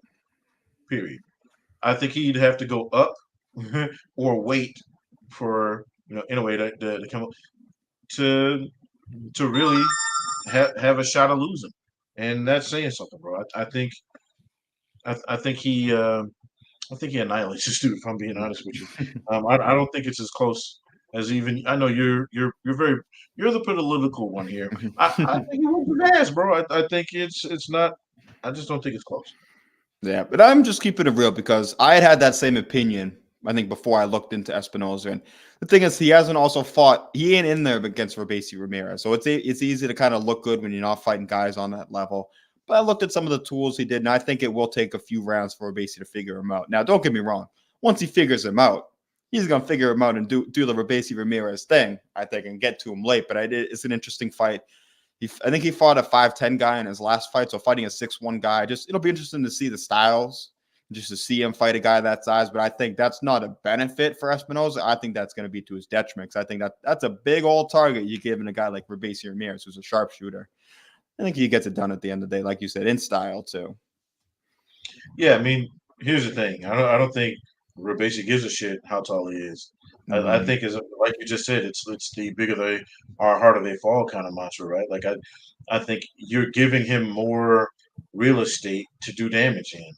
You know what I mean? Like a guy his height, he's kind of got to find him a little bit. A guy 6'1", he gives you plenty of area. He gives you plenty of shit to work on. Does he have some advantages? Yeah, naturally. But Robeisy is Robeisy, bro. And he's been, again, he's proven all the hype that was given to him coming into this game was real. He had the one setback, but I think that was just learning how to be a pro, bro. Like, we talk about this shit all the time. We were just talking about it with Shane Mosley Jr. Shane Mosley Jr. just had to learn how to be a pro. I don't think it has anything to do with talent. It's just he had to learn how to be a pro. To Robeisy's credit, he figured it out really fucking quick, right? And he's been steamrolling some really, really good fighters, bro. He's made some really good fighters look average. I think he's on the level, man. Like if he's not on your pound for pound list, I think he should be approaching it, or he will be by the end of next year. Yeah, then that he will be soon. And as you said, talk about a monster fight and Inoue fight. I think that is in play for next year, and Inoue will be the rightful favorite in that fight. But don't count out Robeisy in that fight either. I think if you're talking about a banana peel for Inoue to slip on, keep moving up all these weights, you get a Cuban who can counter punch and also really punch like Robeisy does. Man, I think that's a hell of a fight. Now I would give Robeisy. He's more than my dog. Yeah, he's got to fight. He's got to fight in December. Yeah, he's going to fight to become undisputed. And then after that, he's probably going to move up to 26, which you'd think they fought on the same card. Both were Top Rank, co-main event, main event. I think Top Rank knows what they're doing with that. It would make sense, and it would be a huge, huge fight. And I hope we do get that next year because I think it's a great fight for both guys. And Robeisy's earned a super fight like that, too. Yeah, I mean, I want to say just really quickly before I elaborate on the Robeisy thing. I think if Inoue wins his fight later this month, he might be fighter of the year, bro. In my opinion. I mean, I don't know because of what, and I know people are going to say, well, it's only 2 fights, but in one fight you beat the guy, half. Well, I want to say I'm the only person in ITR who thought Inoue was going to win that fight. Oh, time out. Real quick. I'm gonna let you go. I was Team Fulton. I was Team Fulton with my heart. I was Team Inoue with my head, though. So I'm gonna let you get off. But and Spence, I'll give you. But I love my guy, Cool Boy Steph. But the closer we got to the fight, the more I was like, you know what? Man, Inoue's probably just a little too much. So continue though. I just didn't want you to. I want to give myself a little bit of credit, but keep going. Catch Counter was right. Catch and Counter was right. I want to put that. So Catch and Counter, we were right about Inoue, but you beat Stephen Fulton in the way you beat Stephen Fulton, and then your next fight is to be the undisputed champ in a weight class you just got to. Now, if Blood were fighting again this year, again, we'd have that conversation. But I'm like, okay, because let's face it, Inoue was literally number 1 pound for pound for what, 1, 2 days, 3 days, some shit like that. After he beat Fulton, and then Bud said, "Hold my beer," right? So I think if Bud had fought again, he'd be the fighter of the year, no matter who he fought and for what. I think if he'd have fought one of the 147 guys, if he did the rematch with with Spence, if he moved up and fought Canelo and got his ass whooped, I wouldn't give a shit. You'd have to kind of give him the fight of the year just on the strength of who he's, the space he's put himself in. But in a way, if he beats Fulton and then comes around and fucks around and wins the undisputed championship at the end of the year, he'd have my vote for fighter of the year. Back to Robeisy though. If Inoue does do what you just said, unifies, moves up to 126, you talk about, bro, just You can throw the records out of the window. You can throw the trinkets out of the window. You sign me the fuck up for that fight. No matter how Now, early it is, no matter what weekday, how early, any of that. bro, I'm a vampire. I hate mornings. I'll be the first one to admit that shit. If I get out of bed before 8 o'clock, it's a fucking miracle. Or I'm trying not to pee myself. So if they said, hey, look, that fight's gonna be on at 5 o'clock in the morning, US time, I'm up at 4:30 with my popcorn and my soda. You understand me? I don't give a fuck where it is, how it is, what it's for. Give me that fight. Sign me up. I'm watching it for as long as it lasts. 100%. I think that with Fulton had all the skills, but people wondered if he was going to be able to keep Inoue off him. Well, Robeisy's got the skills. He's a bigger guy, and Robeisy has that pop in that left hand too. So I think it's a great style matchup. Hope we get that fight in. Look at you rubbing off on me, being a little politically correct too, saying if Inoue is going to beat Tapales. I think it's a matter of. I know you're taking a little bit of what I was doing, but is it a matter of if or is it a matter of when Like it is in December? Yeah. I think it's okay. yeah. But let's now I'm gonna take your side a little bit. So we're gonna kind of go back and forth with each other. It ain't a matter if all respect to Tapales for taking this fight, but it's a matter of when. He could ship the belts, use Amazon, as we're gonna talk about in a little bit too. Amazon Prime shipping, you can go ship those belts over to Japan if you want. They might give you give you the payday, wire money. Maybe they just send you the money through there. You don't even have to go through the punishment because you seem like a good dude too. But at the end of the day, it ain't a matter if, it's a matter of when. But moving on now, because we got the top rank undercard. We have some just the typical top rank guys that we want to see in this undercard. We got Xander Zayas on here, Shushu Carrington on here, Tiger Johnson, Jahai Tucker, and then most of all, I mean, this is your main event of the weekend. Come on now. I don't know if you know what I'm saying, but I'm about to get into it. We got Richard Torres, silver medalist, Olympian, going up against the most feared heavyweight in the land, Curtis Harper. We'll get into the other undercard fights, but first of all, the whole world wants to hear your thoughts on Richard Torres and Curtis Harper, the most anticipated heavyweight matchup that I've seen in a long, long time at the end of the day. And you know what the fucking sad part is? It's a step up in competition. Like, Jesus Christ. I mean, he's been fighting gym teachers, bro. And, now he's getting the gym teacher supervisor. Like, let's be career. I mean, I will say this. Curtis Harper did account well for himself in his last outing. He gave, I forget the guy's name. It was some foreign dude with a name I can't pronounce. He gave him some problems, and problems he shouldn't have been able to give him. But look, the fact that this dude is even on TV or he's getting like at this point, I think people are doing this shit on purpose. Like, hey, let's get Curtis on there. You know what I'm saying? He is your favorite loser. Like, I mean, at the end of the day, he's the guy you love to watch lose. Ricardo Torres should stop him in 3 rounds tops. I think maybe Curtis Harper shows up for like a round just to say he did. I'd be surprised if it lasted 3 rounds, bro. Or it gets out of 3 rounds. But you never know with Curtis Harper because you never know. You never know if you're going to get any rounds in there. Yeah. You don't know if you're going to get any. You don't know if he's showing up and trying to be the next fucking Rocky. You don't know. You know what I mean? He could give everything he's got and make it a damn good fight. Or he can show up and just kind of be like, yeah, nah, fuck this. Give me my check. I'm out. So we'll see. But yeah, it's a goddamn shame, bro. Jesus Christ. Every time I see his name on a ledger, I cringe.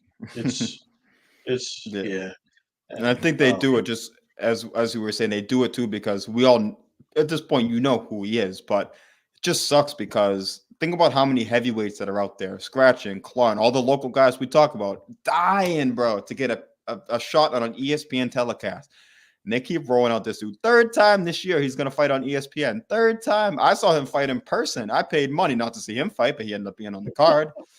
But he fought Damian Kaneba. And during that fight, Kaneba was doing his thing, kind of just winning the fight. And Curtis Harper didn't offer anything. He was in there to survive.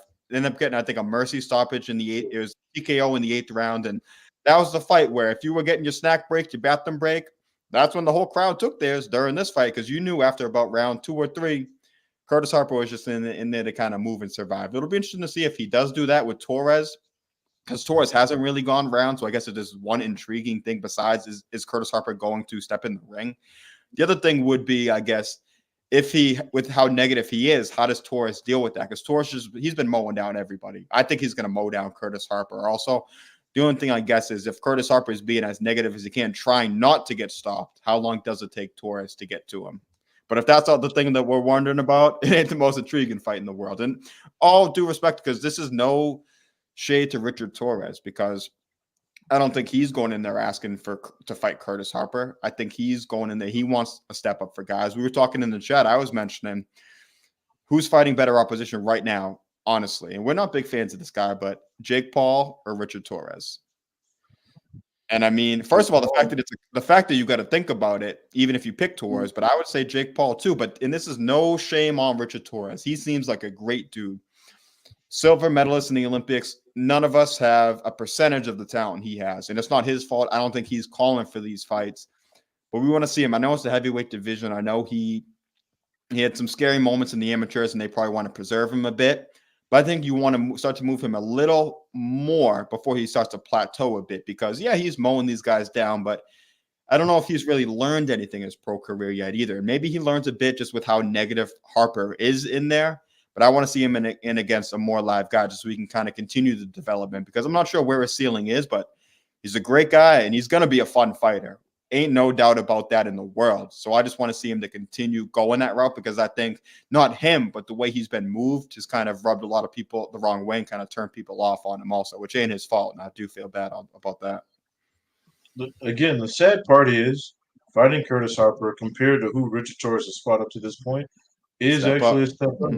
Big So one. It's one of those things where it's like, God damn, Curtis Harper again. But you go, well, shit. Okay, he's actually fighting a step up guy. For all the shit we give Curtis Harper, at one point he was a legit guy, and then it just I don't know. I think it was prior to the moment. We all know the moment, where he walks up. I think prior to that he had some issues with his team, personal stuff, and then it just he became the career opponent. But and I usually reserve this for the end of the show, and I'm going to say it there too. But I just want to bring this point up. This is why when we keep saying this show after show, week after week, support your local boxing. This is why. Jack just alluded to it. There are guys like Curtis Harper who are showing up just to get a paycheck, right? You have a guy in your town, no matter where you're from. I'm here in Tucson. Jack's out on in the Boston area. We got guys in New York. We got guys in Utah, Texas, Vegas, wherever you're at, right? There's a guy at heavyweight who's dying to get that opportunity and is legit. He's taking this serious. He wants to win, but he's not getting the support and love that he needs to get there, to get on some of these bigger cards, because not everybody goes out and supports their local events, or to the point where some of these local guys can get on some of these bigger regional cards to where then they can start getting on those ESPN cards. They can start getting on those top rate cards, the zone cards, et cetera, right? Pro fights and all that. How do you think these guys get there?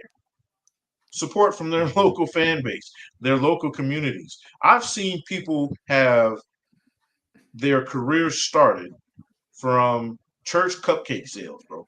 Like, somebody said, "Hey, here's $500. Get your shorts, get your gear." It was cheap stuff. But I've seen dudes take $500 and start their pro careers because somebody was interested in that person. So this is what I'm talking about, bro. Guys like Curtis Harper, okay, look, he's a career opponent, but there's a much more deserving guy that should be in his spot that isn't getting it because he's got this TV shit. But come on, bro. You guys are mad about especially at heavyweight. You guys are mad about the opponents you see. Hey, get out here and support the guys. Even the guys that are kind of already made it, support them too. You know what I mean? It helps. Yeah. Now, if we were in the same room, I would go pick up that mic because you just did a nice little mic drop right there. You dropped that thing pretty good. I will go pick it up. We're pretty far away. I won't be able to do that. It's all good. I'll let you do that for sure. But last thing I'll say on Curtis Harper. Hey, here we go. Last thing I'll say on Curtis Harper is the one credit I will give him is he's in this spot because in 2022 he upset a guy. I think it was a German guy on a Pro Box card. I believe it might have been. So I think that win has given him a few more of these paychecks. I think without that win, I don't think he would be in this spot. But at the end of the day, that German guy, I can't think of his name off the top of my head. Richard Torres is better than him. Richard Torres is going to take care of business against Curtis Harper. So we'll leave that one alone because we do have some actual intriguing. Well, that fight's intriguing, maybe for all the wrong reasons, but some intriguing fights for the right reasons on this undercard also. The one fight I want to move on, please. Yeah. We spent more time on Curtis Harper than we ever needed to there. So there you go. We gave him more love than he should have gotten. So best of luck to him though. We got a few intriguing fights. And the first one I want to touch on is the guy he's a great guy. I got to meet him in April when I went to the Shakur fight, did an interview with him, talked with him on the side. Just a great dude too. And that's Bruce Shushu Carrington. He's in against Jason Sanchez. First 10-round fight. Step-up fight for him. I know he's going to be looking towards a title shot, maybe not next year, but the year after. But this is a great step in the progression for Shushu Carrington also. He's fighting Jason Sanchez, a guy who's never been stopped. 16-4, but his 4 losses are to Oscar Valdez, Chris Diaz, Adam Lopez, and Zelfa Barrett. All guys who have fought for titles or been legit contenders at one point, and none of them have stopped him. So it's a great learning opportunity for Shushu. I expect him to win. I expect him to probably win, let's say 9-1, 8-2, a clear decision. But it's a great learning experience for him, and I'm so happy he's because he's been wanting to step up. Even when I talked with him, I know he was saying that he knows he's young in his career, but he wants some of these bigger fights, and I think that this fight is going to propel him to be well on his way to getting those fights. So what do you think just about Shushu getting a step-up fight in a big spot against a guy who's never been stopped and a guy who's always game? Somebody get Richard Torres' people on the phone. Tell them to call Shushu folks and be like, "Hey, this is how you do step-up fights. This is the way it's supposed to go." I also want to point out, again, you mentioned his 4 losses, right? There's levels to losses, right? If you're 16-4, but your 4 losses are to guys up here, right? Those are also reasons why you continue to get the spots that you're in. You see guys with 6-7 losses getting title fights, and you're like, well, why? Look at who the losses are to. Some of those guys are bums. I'll give it to you. But if you look at their records, you go, oh, well, that's why. Because he's losing to legitimate people. And there's probably a couple split decisions in there that could have went the other way, right? So you look at that and you go, Shushu's not in easy. But I think Shushu is next. I think if within 2 years, we're talking about him with a couple of straps. And I think the world of him, man. I've been a fan since day one, but he's in rough. This isn't an easy fight. I expect him to win, but I think he's going to learn some things from this win that a lot of other guys just aren't going to be able to get because they're taking the easier fights. And again, hats off to him for taking this fight and wanting it too, because he told me he wanted it. And some guys can say it, but he's standing on his business. He's getting it done too. And even just looking at Sanchez, and he's got the 4 losses, all to name guys, and he's also won at least 3 rounds on a judge's scorecard in all of those losses too. So it just shows, like you said, the quality of the loss. Who would you lose to? How would you lose to them? So I think I'm going to go on the limb and say I think Shushu's going to win, and he's going to be the first guy to decisively and close to shut out Jason Sanchez, which would be a hell of a performance also. I'm with you, bro. I think, like I said, I think he's next. I think Shushu is next, and I think the only thing that's going to stop Shushu is Shushu. Yeah, for sure. And then we got the co-main event. We got Xander Zayas in against Javier Forte.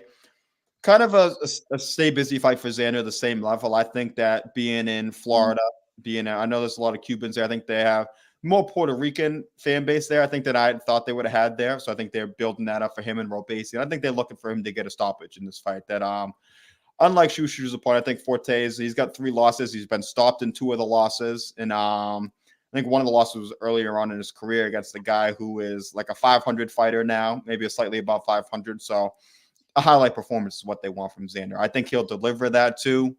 I kind of wonder, and they were talking about him maybe getting a title shot next year, which that's something that we had agreed. You've got to kind of slow it down a bit, play the long game with him, and it seems like they're starting to do that. Which there's nothing wrong with this kind of building him up little by little. He's got all the talent in the world. Some things we want to see him kind of put together, but I think these are the kind of fights he can start to put these things together. And I do think we get a highlight performance from him tomorrow night. Should. We should. But we've said that a couple of times about Xander, and it didn't happen. And I think this is a fight that he needs to be careful on. Mm-hmm. You should easily win this fight. But I think he might get caught overlooking this dude. And that's all I'm going to say about that. I still think he's going to win. But I don't think it's going to be as pretty as we want it to be. Because, again, we've been wanting that pretty win from Xander in fights. He should have just obliterated a couple of guys, and it didn't happen, bro. I don't know why. I don't know what's going on. Again, I think he's another fighter who falls in love with the shit he does well and just kind of, just does the shit he doesn't do well, and it's catching him. And I've said this a million times, if he doesn't fix it, he's going to fuck around and find out real quick because he's on that track. He said it himself. He wants to be a title challenger soon. Well, the top of your division is loaded, man. It's not, there's no easy way there. So I hope he fixes it quickly. But and I'm not saying that as a hater. I am 1,000% a fan. I'm waiting for this dude to be next. And to your point, there are a shitload of Puerto Ricans in Florida. I know. And they're all gorgeous too. Lord have mercy. Woo! Florida, baby. I love Florida. But I'm gonna tell you something. I think Xander should win. I just don't. I think he's in a weird space with this fight. I hope he gives us what you're saying he gives us, but we'll see. Yeah. And it's a big fight for that reason, because we've said that before. I think that they're kind of even maybe taking another half step back to make sure that they can do that. But at the end of the day, he's got to go out there and do it. I think he probably will. But as you're saying, I'm thinking he probably will, because you can't be sure about anything when you get in the ring. I know this Spaniard guy is probably looking at this as, hey, this is my shot. This guy's kind of been hot and cold a little bit. This is my chance to shock the world too. So I do think Xander delivers for us, but that is to be determined until tomorrow night. Just I'll mention a few other names. We got Tiger Johnson on this undercard. We got Rohan Polanco against Keith the Bounty Hunter, brother Michael Hunter. That's a pretty cool fight too. Keith Hunter 1 loss, Rohan Polanco undefeated.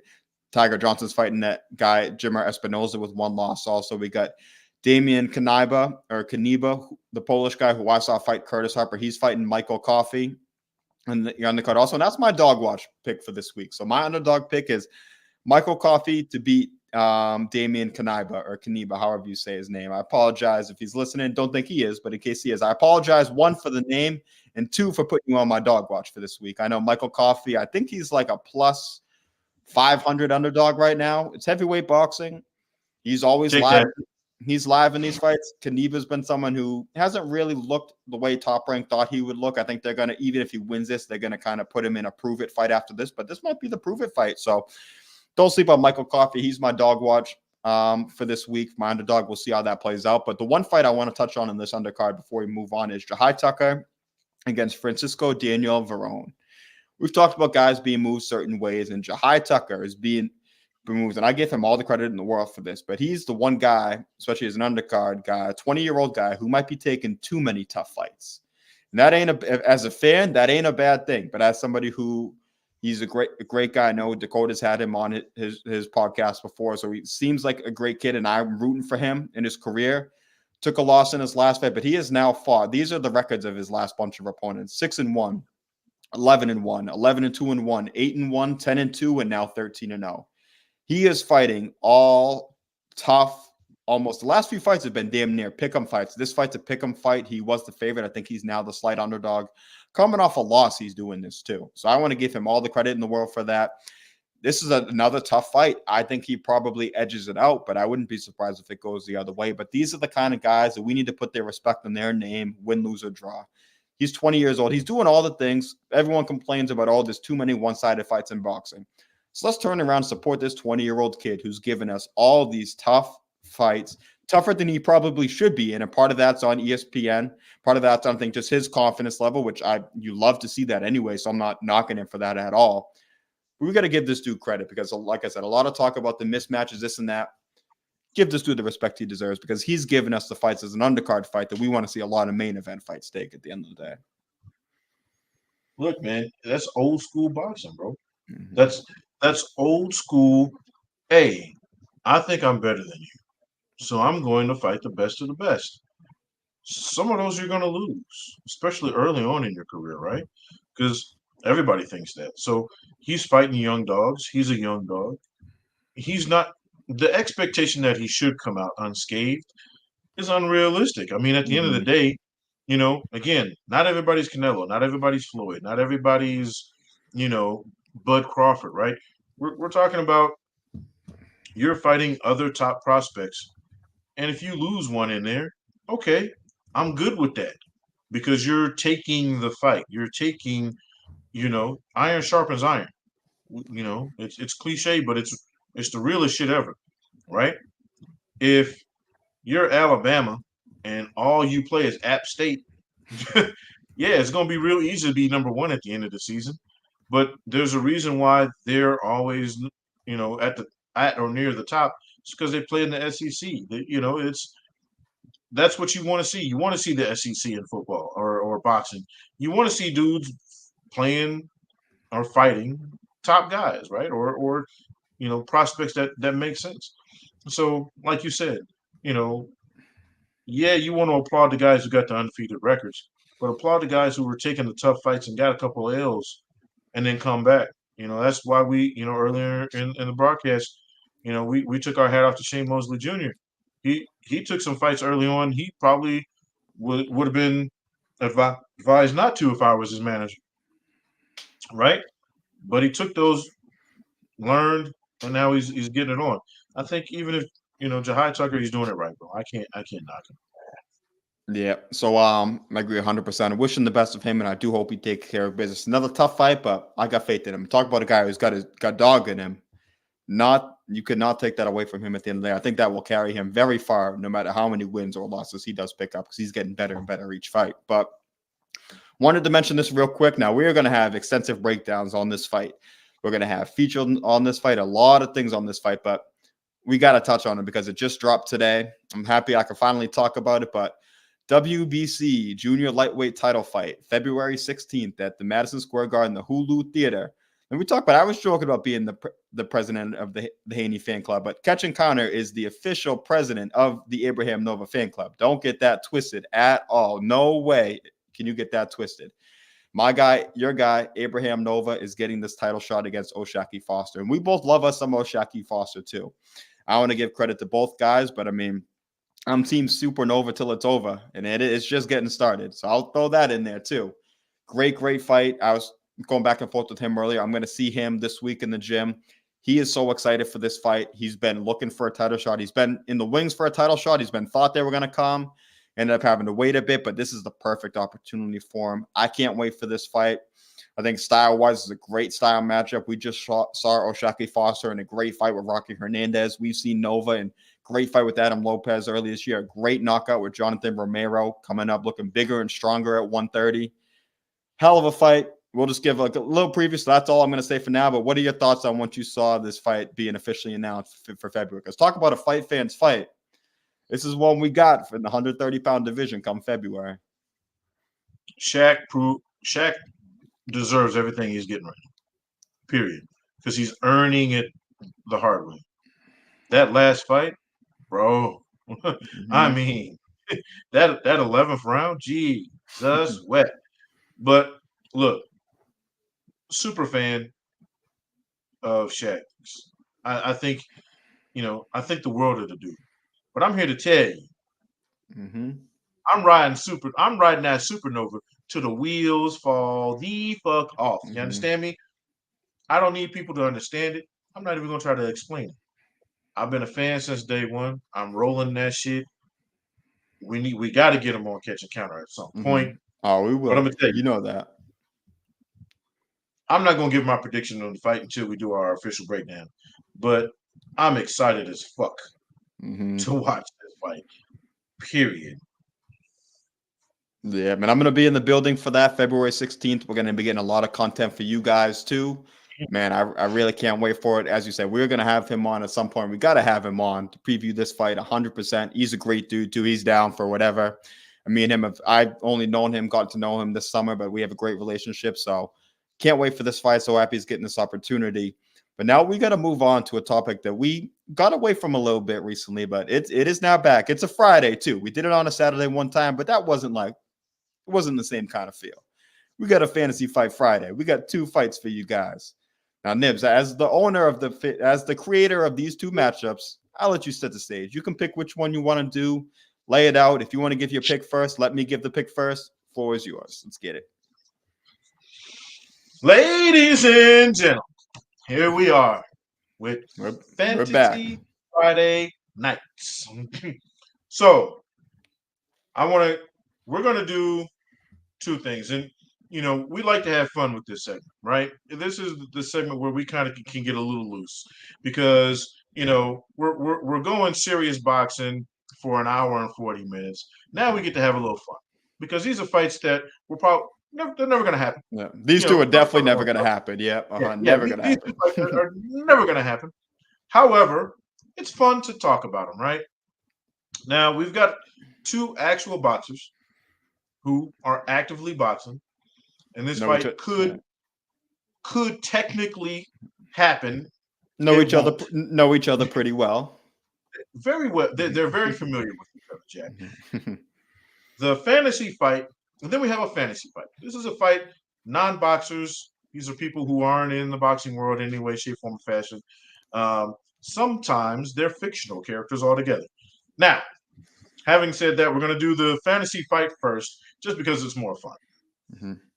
Jack, I'm going to let you give your picks first, but I'm going to set this up, ladies and gentlemen. Yes, sir. Before I tell you who these 2 people are, I want you to take into consideration that you cannot use what they are very good at when making your decision. Meaning, you only have to consider how you think they are with their hands. Because again, this is a boxing match.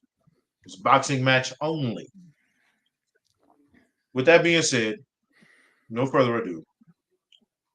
Jet Li, Jackie Chan, in a traditional boxing match. Jack, who you got?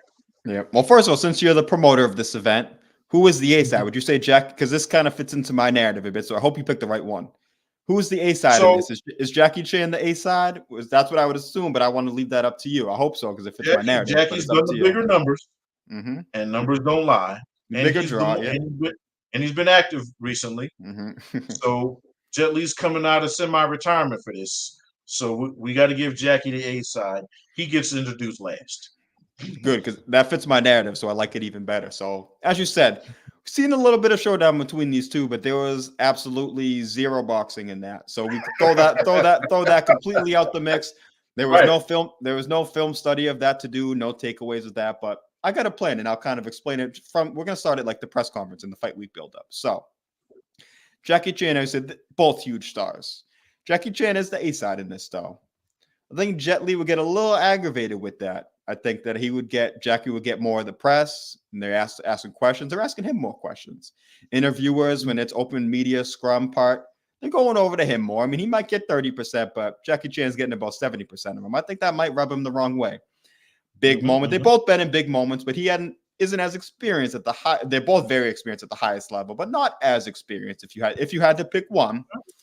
So I think the moment he would view this moment as being a huge moment, and he would really, really want to capitalize. I think that he would talk a lot of trash. He'd pull a little heel turn, I think, also, which we could anticipate too.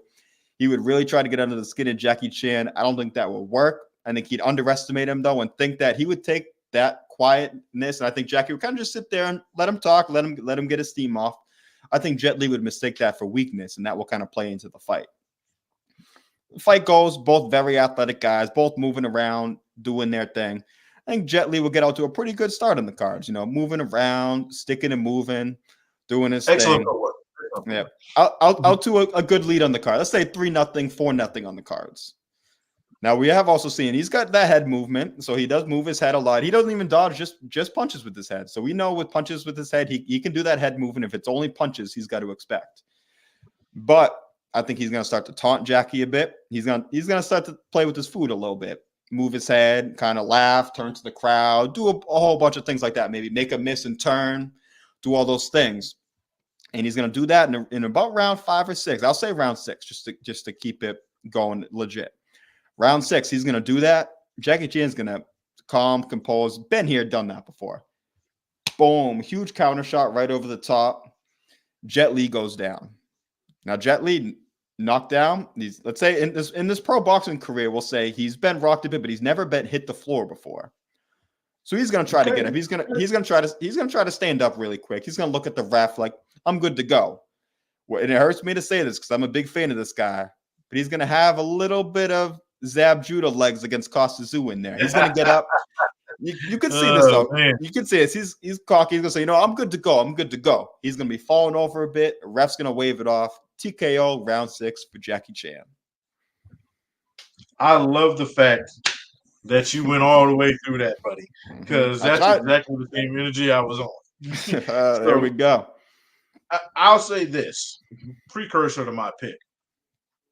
If this were in their martial arts field, in a martial arts kung fu style fight, I picked Jet Li over Jackie Chan. I've said this before. I think it would be really close, though. But I would too. Okay.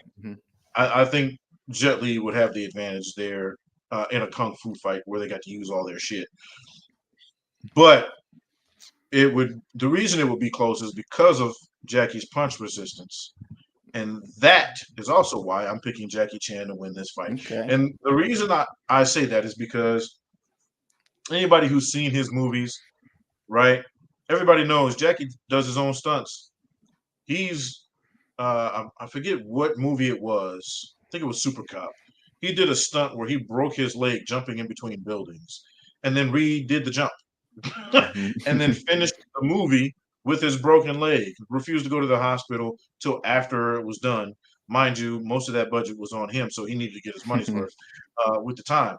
But I don't know if Jet Li. So I say that to say I think Jackie can take a punch. I think his pain resistance, it obviously is really high. I don't know that Jet Li's is, right? So, like you said, I wouldn't say 6. I'm leaning round 11. Is Jet Li, like you said, he's kind of been toying with his food a little bit. He's gotten his shit off, but he's taking some of them body blows. You know what I mean? And Jackie's like, yeah, he's a little beat up. He's got a little rocky face. But he's like, I'm still here, bro. I'm good. I'm chilling. You understand? Jackie catches him with that 1-2 straight down the middle. He's got the teary-eyed face. Next thing you know, he's looking up at the stars, bro. I think Jackie Chan gets it late off of the fact that I think he can take anything that's going to be ditched out. I think he's actually a little bit nicer with his hands. If I'm, you know what I'm saying? If I'm not mistaken. So. There he is, catching counter. We got Jackie Chan winning late. You got him winning 6, though. Yeah. 6? Well, yeah, winning 6 because, as I said, I think Jet Li's off to a good start, and I think he only gets caught there because I think Jackie would wear him out if he doesn't do the showboarding and stuff. I think it plays out similar to your fight. I think he gets caught up in the moment, thinking like, okay, y'all thought he was the guy. Now I'm the guy. Kind of starts feeling himself a bit, and that's what leads to it more of kind of like a Zab Judah, like a shocking, quick knockout. I think otherwise it could play out similar to how you see it. So it's not that I think that it's a huge levels gap. I think that more his behavior will kind of lead to his demise in that one. And you know what? Hats off to them. They're legends. So no matter who wins, I'm pretty sure. And I found this out recently. They're actually friends. I didn't know this. I thought they hated each other. I thought they were rivals. But somebody had pointed out because I think Jet Li is Japanese. I know Jackie's Chinese, so I thought they hated each other, bro. But apparently, they're big fucking friends. That ruined it for me. I was like, sons of bitches. But I think Jackie, again, like finding out, younger, that he did all his own stunts, and then rewatching his movies, Jesus, you know what I mean? Like the shit that he does, even the Rush Hour shit. You're like, he did that. You know what I mean? Like that whole thing with the curtain. Remember that joint? Was it Rush Hour 4? I was like, he did that shit. So you're like, yo, man, I hurt myself getting out the bed in the morning. Like, you know what I mean? Like, I step on a thumbtack and my day is over. So for that alone, I think that pain resistance gets him through. Jackie Chan, KO 11. Jack's got him KO 6. Man, I put some money on it. Yeah, we got him unanimous, so there we go. So let's want to set the stage for this next one. Unfortunately, I don't have all the cool kind of theatrics. I'll give my pick for this one and why, but it ain't gonna be as cool and as fun as the other one, unfortunately. Just because to me it's more of a simple pick, which may surprise people that this is a simple, easy pick in the person I'm going with. Set the stage for us, though.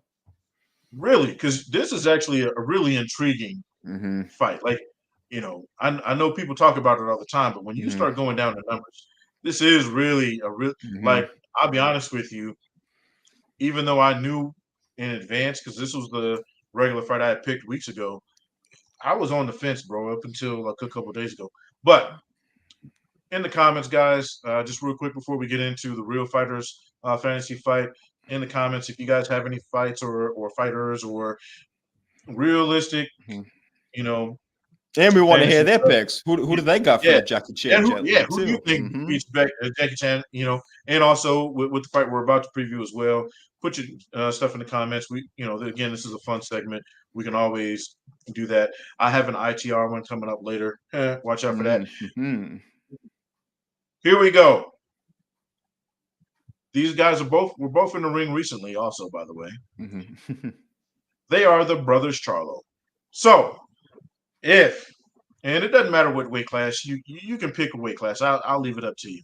I put it at 160 just because of the recent activity, right? They were both around that weight class. So I for imaginative purposes, let's do 160, right? If the Charlo brothers were to have a legit fight at 160 pounds, who wins? Who you got, Jack? Okay. So I think you could even say, because we're going prime for prime with these two guys, so not the current versions we have. Before you get started, since I had to do this for Jackie and Jet Li, right? Jermell is the A side. Yeah. Okay, fair enough. I would expect that too. So I would even say that the fight might even be at 54 if we're talking prime for prime of both guys. But I think 54-60, the fight plays out the same way. So nonetheless on that. There's a difference to me between the better Charlo and the more accomplished Charlo. I think there always has been. Jermell is definitely the more accomplished, but I've always said this too. Even through the ups and downs of his career, I've always said Maul was still the better fighter. And I'm picking Maul in this fight. The reason for that, it all starts and ends with one simple thing. And it's boring, I know. It starts and ends with the jab. At the end of the day, we saw he walked out of bed against Jose Benavidez after 2.5 years, and he was sticking that sharp jab in his face for 10 rounds. That's the difference to me. I think Jermall has a higher output than Jermell does. I think the power is similar for both guys, so I don't think that's a game changer in either direction. Jermall has more knockouts. Jermell has more as of recent, but I think it's about the same. But the output, I also think just the consistency of Jermall's jab will be enough in this, because we've seen Jermell in certain times, even the Harrison fights, even the second Harrison fight that he won, there were gaps in a few rounds in there where he would do his thing, then he'd kind of let Harrison get off a bit, then he'd go back to doing his thing, where I think his brother's just going to keep that stick out there. I think that would just, at the end of the day, be the difference. They do a lot of things similar, but to me, just that consistent work of the jab. They both have great corners. You got Ronnie Shields in one corner. You got Derek James in one corner. Maybe even a Joan Guzman with Derek James. Maybe a little Roy Jones with Ronnie Shields. So you got a big superstar corners in there, but it ain't as cool as the other one. I'm sorry, guys, but it starts and ends with the jab. Jermall Charlo. No stoppage in this one, though, for sure. UD12 at the end of the day for Big Maul. because they're twins, you kind of have to respect no matter what the answer you give, right? Mm-hmm. But Jack, I'm here to tell you you're wrong. We Okay, let's disagree. hear it. Mm-hmm. We Okay. disagree 1,000%. Now I know Jermell just got his ass whooped by Canelo, Yeah. and you know, Well, and he didn't look good. But I'm here to say this, and I do think that you have a point. I do think that Jermall, for physically, was a little bit more gifted, and that's weird because they are twin brothers. mm-hmm. Like literally when you see them in the ring, you can't unless you know who's fighting that night, you can't tell them apart, right? And their styles are similar, very similar, or they were early on in their careers. Mm-hmm. They've kind of separated from each other, uh, you know, in recent years. I'm picking Jermell, and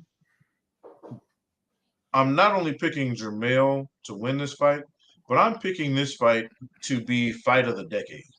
And Mm-hmm. I think because I think if it ever actually really did pop off, and I thought for a second that we might actually have gotten it the way they were going back and forth at each other.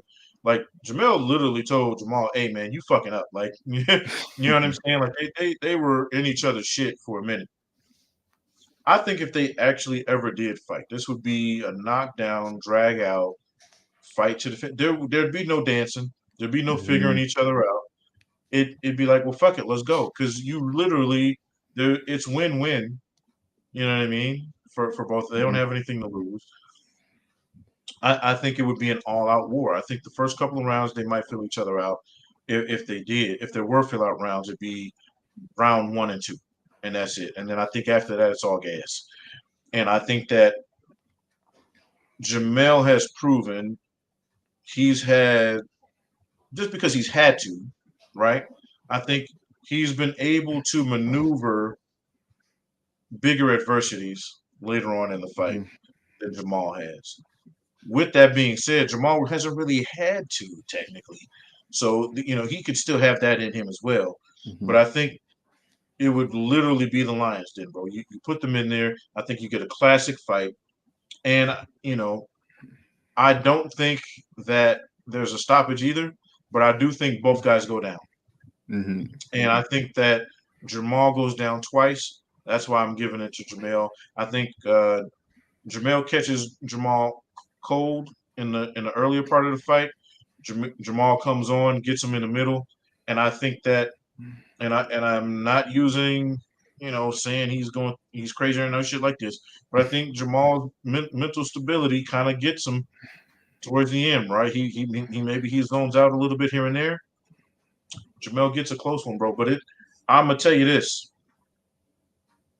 I'm picking Jamel, you're picking Jamal, but I'm telling you, if it ever actually really did happen, like if the boxing gods opened the part of the Red Sea for us, right, and this fight actually happened, it would be an all-out fucking war, in my opinion. Mm-hmm.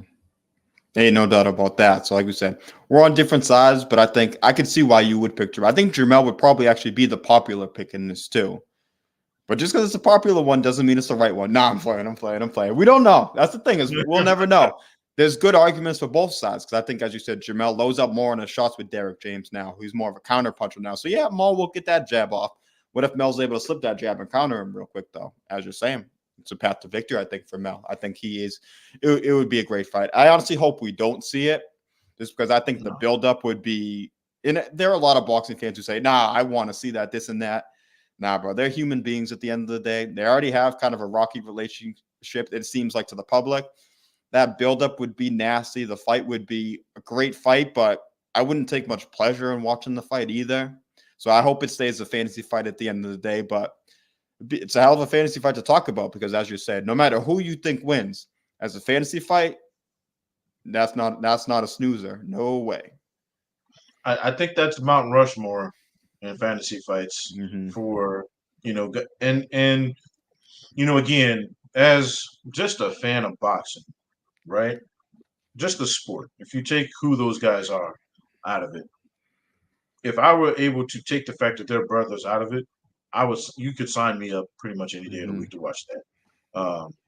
But I do think because they are brothers, I wouldn't watch it. I Hmm. would I would bet on it, and I would give them the same, uh, Take on it. Hmm. breakdown Yeah. that I am now, but I wouldn't watch it. I wouldn't watch it, Hmm. and for a lot of different reasons.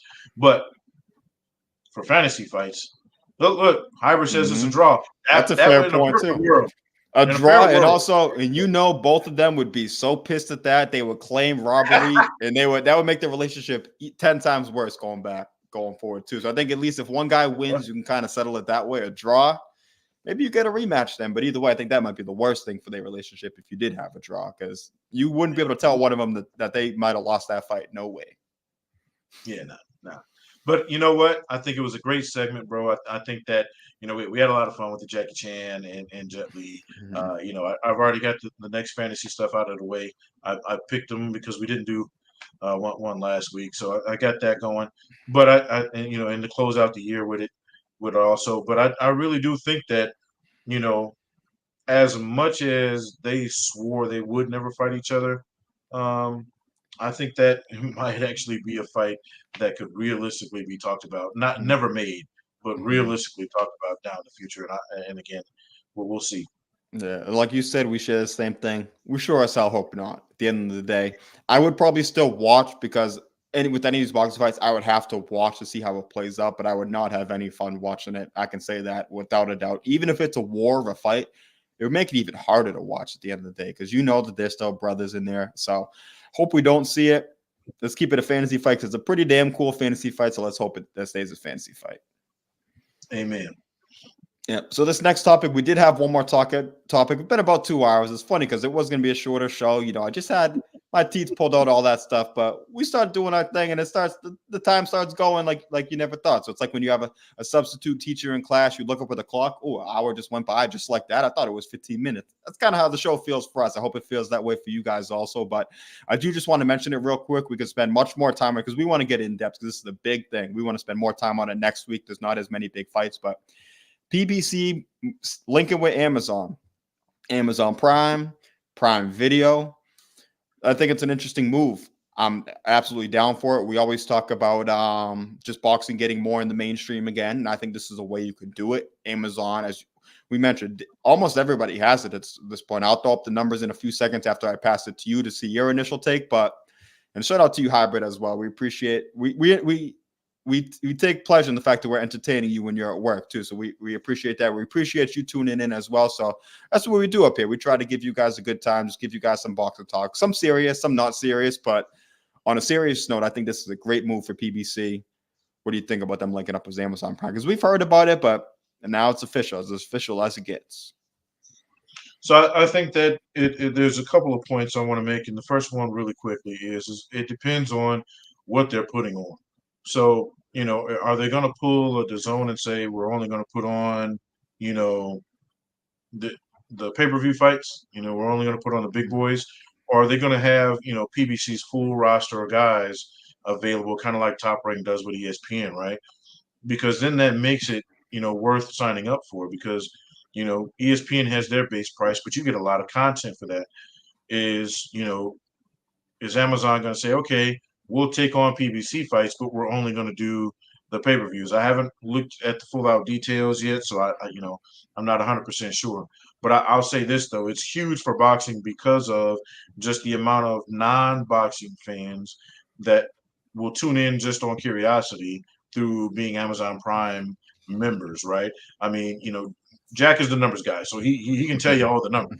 But you know, damn near everybody I know has Amazon app on their phone, and of everybody I know that has Amazon, probably half of them got the Prime too, right? Mhm. Already, so you've already got people that are going to be potential customers for these upcoming events. So I think it was a smart move for PBC, but I'm be very interested in what they're actually going to be putting on, because if they've got the full roster available and we're going to be able to see some of these fights just on regular Prime, and then they'll have their pay-per-views along with that, along the way.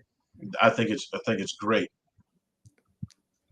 Yeah. So here's a few things. The first thing I want to throw out there is that Yes, everybody who watches Amazon Prime, because you see a lot of people saying, well, not everybody who watches Amazon Prime likes boxing. Well, no shit. Obviously, bro. With anything you have in the world on ESPN Plus, not everybody who has ESPN loves college football. But you get a lot of people who watch college football. Even for this, in the US, there's 148, basically 150 million people who have Amazon will have access to these fights. If you get even a half of a percent to watch those fights, that's 750,000 people. That's a half, even 1% of that is 1.5 million. So you're talking about a huge amount of people that can see this fight. Now, don't see all these fights. And I know it's 12 to 14 fights, they're saying, some pay-per-view and some also non-pay-per-view. So I think 12 to 14 fights is a good amount. PBC has a loaded roster. So I think what they're also going to do is they could have separate shows also on independent networks. So whether that's they have a show tied in with an ESPN or DAZN, or they have more club level or in between club level and TV levels on independent networks that kind of come up. Maybe they stream them themselves a different way. I've seen rumors that Netflix could be getting in the game. None of that's proven yet, but Amazon was just a rumor recently too. So some steam to Netflix has picked up a bit. So there's other options out there to keep their guys active. I know people are worried about that. So I think their guys will stay active other ways, just without those 12 to 14 fights. I think those 12 to 14 fights are big. You will see some pay-per-views, but they will have some regular free fights, and I think that is big also. You're going to see, now, don't get me wrong, you're going to have to, yes, these people will have to search boxing for the most part, but if you watch Thursday Night Football, which a lot of people do, you said you got it because you wanted to watch Thursday Night Football. A lot of people feel the same way. They start throwing ads on there on Thursday Night Football, on these other shows. Even if you're checking out on Amazon Prime online, they have a little ad on there for the fights. Mm-hmm. That will attract viewers. Boxing isn't in the mainstream, but I think everybody still likes to watch two people throw down. And apparently they're going to stream the weigh-ins, behind the scenes, documentaries on the fighters, kind of like Showtime did. So if you're able to do that and build these brands up, get these stories out there, it's only going to be a success, I think. I think the more that you get these stories out there, the more that you give us compelling fights and have it under a wider audience and more people are able to see it, I think the better the sport's going to be as a whole. So I can't wait to see how this whole Amazon thing works out. I think there's a lot of positive I think that can come from it overall. And to your point, I think this is a lost art, and especially in boxing, because we've gotten, the promoters and those powers that be have gotten drunk off of pay-per-views. But I think people forget what gets the fans, right? It's the free shit. Mm-hmm. So, let's be real clear. The NBA, the NFL, and Major League Baseball, and MLS, right? These are the four big major sports in the world. And the reason people watch them religiously is because, hey, I can turn on my free television, even if I still have an antenna, right? There's at least one channel I can get football on, right? If I have ESPN Plus, which I'm already paying for, there's a whole bunch of college football. Mm-hmm. If I have Amazon Prime for nothing more than the free shipping, when I'm checking out my underwear and toilet paper, there's an ad that came up that said, hey, today's Thursday, watch the game. Shit, I'm not doing anything else. Put the game on, even if it's in the background, right? That's free viewership. That's, it's people are watching it and they're not paying anything more than, so I think that if they lean towards that and they lean on that and the built-in viewership that you will have just by being on the Amazon Prime platform, by getting the, people like, oh shit, I'm checking out, there's a fight tonight, cool. Let me check that out. Then when those pay-per-views do come out, they're like, yeah, I really liked so-and-so fight, let me see what these guys are doing. We've gotten away from that, and it's like pay-per-view after pay-per-view after pay-per-view. There's a reason why those pay-per-view numbers are down. It's because there's too many goddamn of them. Yeah, and it's harder to. No, not to, but I wanted to add to your point because you'll agree with this too. But it's also harder to grow the sport too when you have that. Just to limit it. Haney and Prograis, fantastic fight. probably not going to do great numbers on pay-per-view, and the casual fans aren't going to see it that way also. So I figured you'd agree with that, and that's a good point. Just when we want to grow the sport back to the mainstream, even if we're putting great fights on pay-per-view, it's harder. You're not going to get those casuals to see it because they're not finding out about these fights until they already happen, if they even find out at all. Bro, the GOAT, Muhammad Ali, fought for free on NBC. Mm-hmm. I think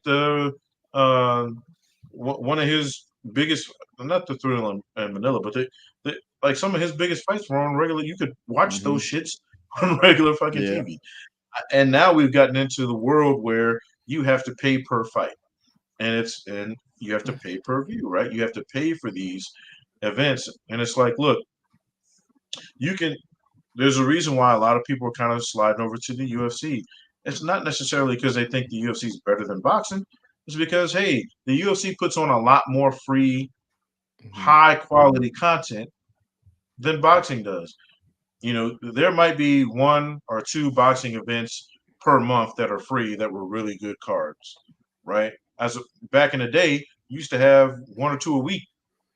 So I hope that they use that model and use the platform for Amazon Prime to take advantage of that built-in revenue that they're going to have and jump it off. And I think it's genius, bro. It's Amazon. Like, who doesn't have Amazon at this point in their life? You know what I'm saying? I know you do. I do. You know, Netflix would be another great one. I mean, who doesn't already have fucking? Yeah. 100%. I brother like this comment too. Just wants to see good fights. App or networks irrelevant, whatever helps the sport grow. We're on the same page, and we've poked our fun at the zone for broadcast issues before, or different. Even talking about the card earlier, but we'll keep it a stack. If they're giving us the best fights, we'll say they are, and we're rooting for all. Even if a network might not be our favorite to watch fights on, doesn't mean we don't support it. Doesn't mean we're not rooting for it. Doesn't mean we're not hoping it gets the best numbers possible. So at the end of the day, some people aren't that way. If you're tuned in, you already know that by now, but it don't matter. Just as Hybrid said, perfect. We don't care what network, what promoter, what platform. We might have our preferences, but at the end of the day, we're boxing fans. We're not promotional fans. We're boxing fans. That's what we're here to do. And you mentioned the UFC also. They've done a great job with the free content. They're starting to kind of slip away from that a bit. They're starting to dip into the pay-per-views like boxing is, which is why I think it's the perfect opportunity for boxing to get back into Amazon, get back more into the free shows if they do have a budget there, and then kind of just take back the combat sports world. And I think it's a real possibility because boxing is on much more of an upswing than it was 5, 10 years ago, 15 years ago. I do want to say this, though, and I said it before, but I think that it was a sad day hearing that Showtime was shutting it down. Hell just yes. Like it was a sad day when HBO said they were getting out, because those were high quality. That you can't really get better than an HBO card as far as commentary, production, unless it was HBO. You know what I mean? Those guys put on great quality cards. They give you quality events. Rarely had any bullshit fights on their platforms. So it is sad to see that those platforms are now out of boxing because they were the juggernauts of the boxing world for a long time. But it is exciting though because it lets us go, okay, well, who's next? Who's stepping up? Who's taking the mantle? Is Amazon Prime going to come in and be the next Showtime or HBO? Netflix, are they going to get into this? Are they going to be, are Netflix and Amazon going to be the new Showtime and HBO? So it's exciting, but it's also sad at the same time. Yeah, 100%. So as you said, we've been big supporters of Showtime. We thought that they have the best production. So I want to hope for all those guys too, whether it's the production team, the announcing team, or whether they go to Amazon Prime or they get all the opportunities elsewhere. I think that a lot of valuable people were in that business. So I hope that they're able to kind of either like Al Bernstein, those guys, they might be able to ride off in the sunset and they don't have to turn their back and they've accomplished everything they want. A lot of people, especially on the production side and behind the scenes, probably can't say the same. And they did a fantastic job. So I'm hope they're able to continue their ways, whether it's on Amazon, DAZN, ESPN, wherever. That's just one thing I can hope for also. Yeah, I mean, if I was DAZN, I would have just reached out to everybody on Showtime. Clean house, come yeah. Hey, come over here, please, because we need all the help we can get. But we'll see. I think that when you put out a quality product, though, I think that people recognize that, and I think those people will always be able to find a job because they can say, "Well, I was part of this," and I think they'll land on their feet. 100%. That's what I'm thinking. So over 2 hours, been a long episode, but it's been a good episode. So you gave a little tease earlier. We're gonna kind of give them a little bit, but give kind of the version of like pretend like me in high school. Like English class. You got to read a book or whatever. You got to do a paper. You got to do a project or something. So you got to go, or even in college. College might be better because you got to go out and buy the book. Now I could go out and buy the book. It's a great book, but I could also go out, read the Spark Notes or the Cliff Notes, a little summary that gives you the whole gist of everything. But it gives you basically everything you need to do the paper, just like the cheaper version of it. So we still want your spiel of the local boxing, but we've been on for a while. I don't want my mouth to start bleeding on camera. That would not be the greatest of looks. So give us kind of your best Spark Notes, Cliff Notes version, but don't miss the point, though. Obviously, we still know what we want. We still want you to give it to us. Just kind of give it to us in a nice, concise way before we wrap things up. It's very simple, ladies and gentlemen. We here at ITR, here at Catch and Counter, we appreciate what these guys and ladies do at all levels, right? Because they're doing this not only to support themselves, their families, but to entertain us. Support your local boxing. It's a very simple sentence. It doesn't need a lot of explanation. It doesn't even need a lot of guidance. If you don't know how to support your local boxing, they created this thing called the internet. There's Google, there's a whole bunch of search engines that you can find local events. If you live near or around a casino, most casinos have live sports, boxing, MMA, etc. You can look on. ESPN has a pretty good schedule. Dan Rafael, who is a great boxing mind, he puts out a full schedule on his website. There are a lot of other places you can go look and find this information, so you can find the fights that we're talking about. But again, support your local boxing because you're not just supporting the fighters, but you're supporting your local economy. You're the people, like Jack said, at Showtime and all that. At a lesser level, those people behind the scenes that get to put that production on also get to feed their families as well. But again, if you're mad about all the Curtis Harpers getting all the fights in the world, support your local boxing so that guy in your community can get that fight next. That's a fact. Ain't a better way to end these Catch and Corner episodes. So, Nibs, it's always a great time on here. They know it. We want to appreciate everybody who's contributed to the chat. Even if you're just watching, we appreciate you. Probably shouldn't have waited almost 2.5 hours, but if you're still in here, if you're watching a replay, the like button is always appreciated. We're not out here begging for likes or anything like that, but it does help us out. It helps us with the algorithm. It helps us with our transfer sponsors, all those kind of things. So we appreciate everybody. That is it for episode 16 of Catch and Connor. Y'all can catch us next week for episode 17 on Friday. Monday, I think they will have the shop on there. So, go support them. They tried to steal a bit of our shine last Friday. I don't blame them. I would try to hop on the wave if I could too. But real talk, though, everyone at ITR does a great job. So shout out to those guys. Tune into them on Monday. But most importantly, tune back into us on Friday nights. You know how we do it. Catch and Counter, baby.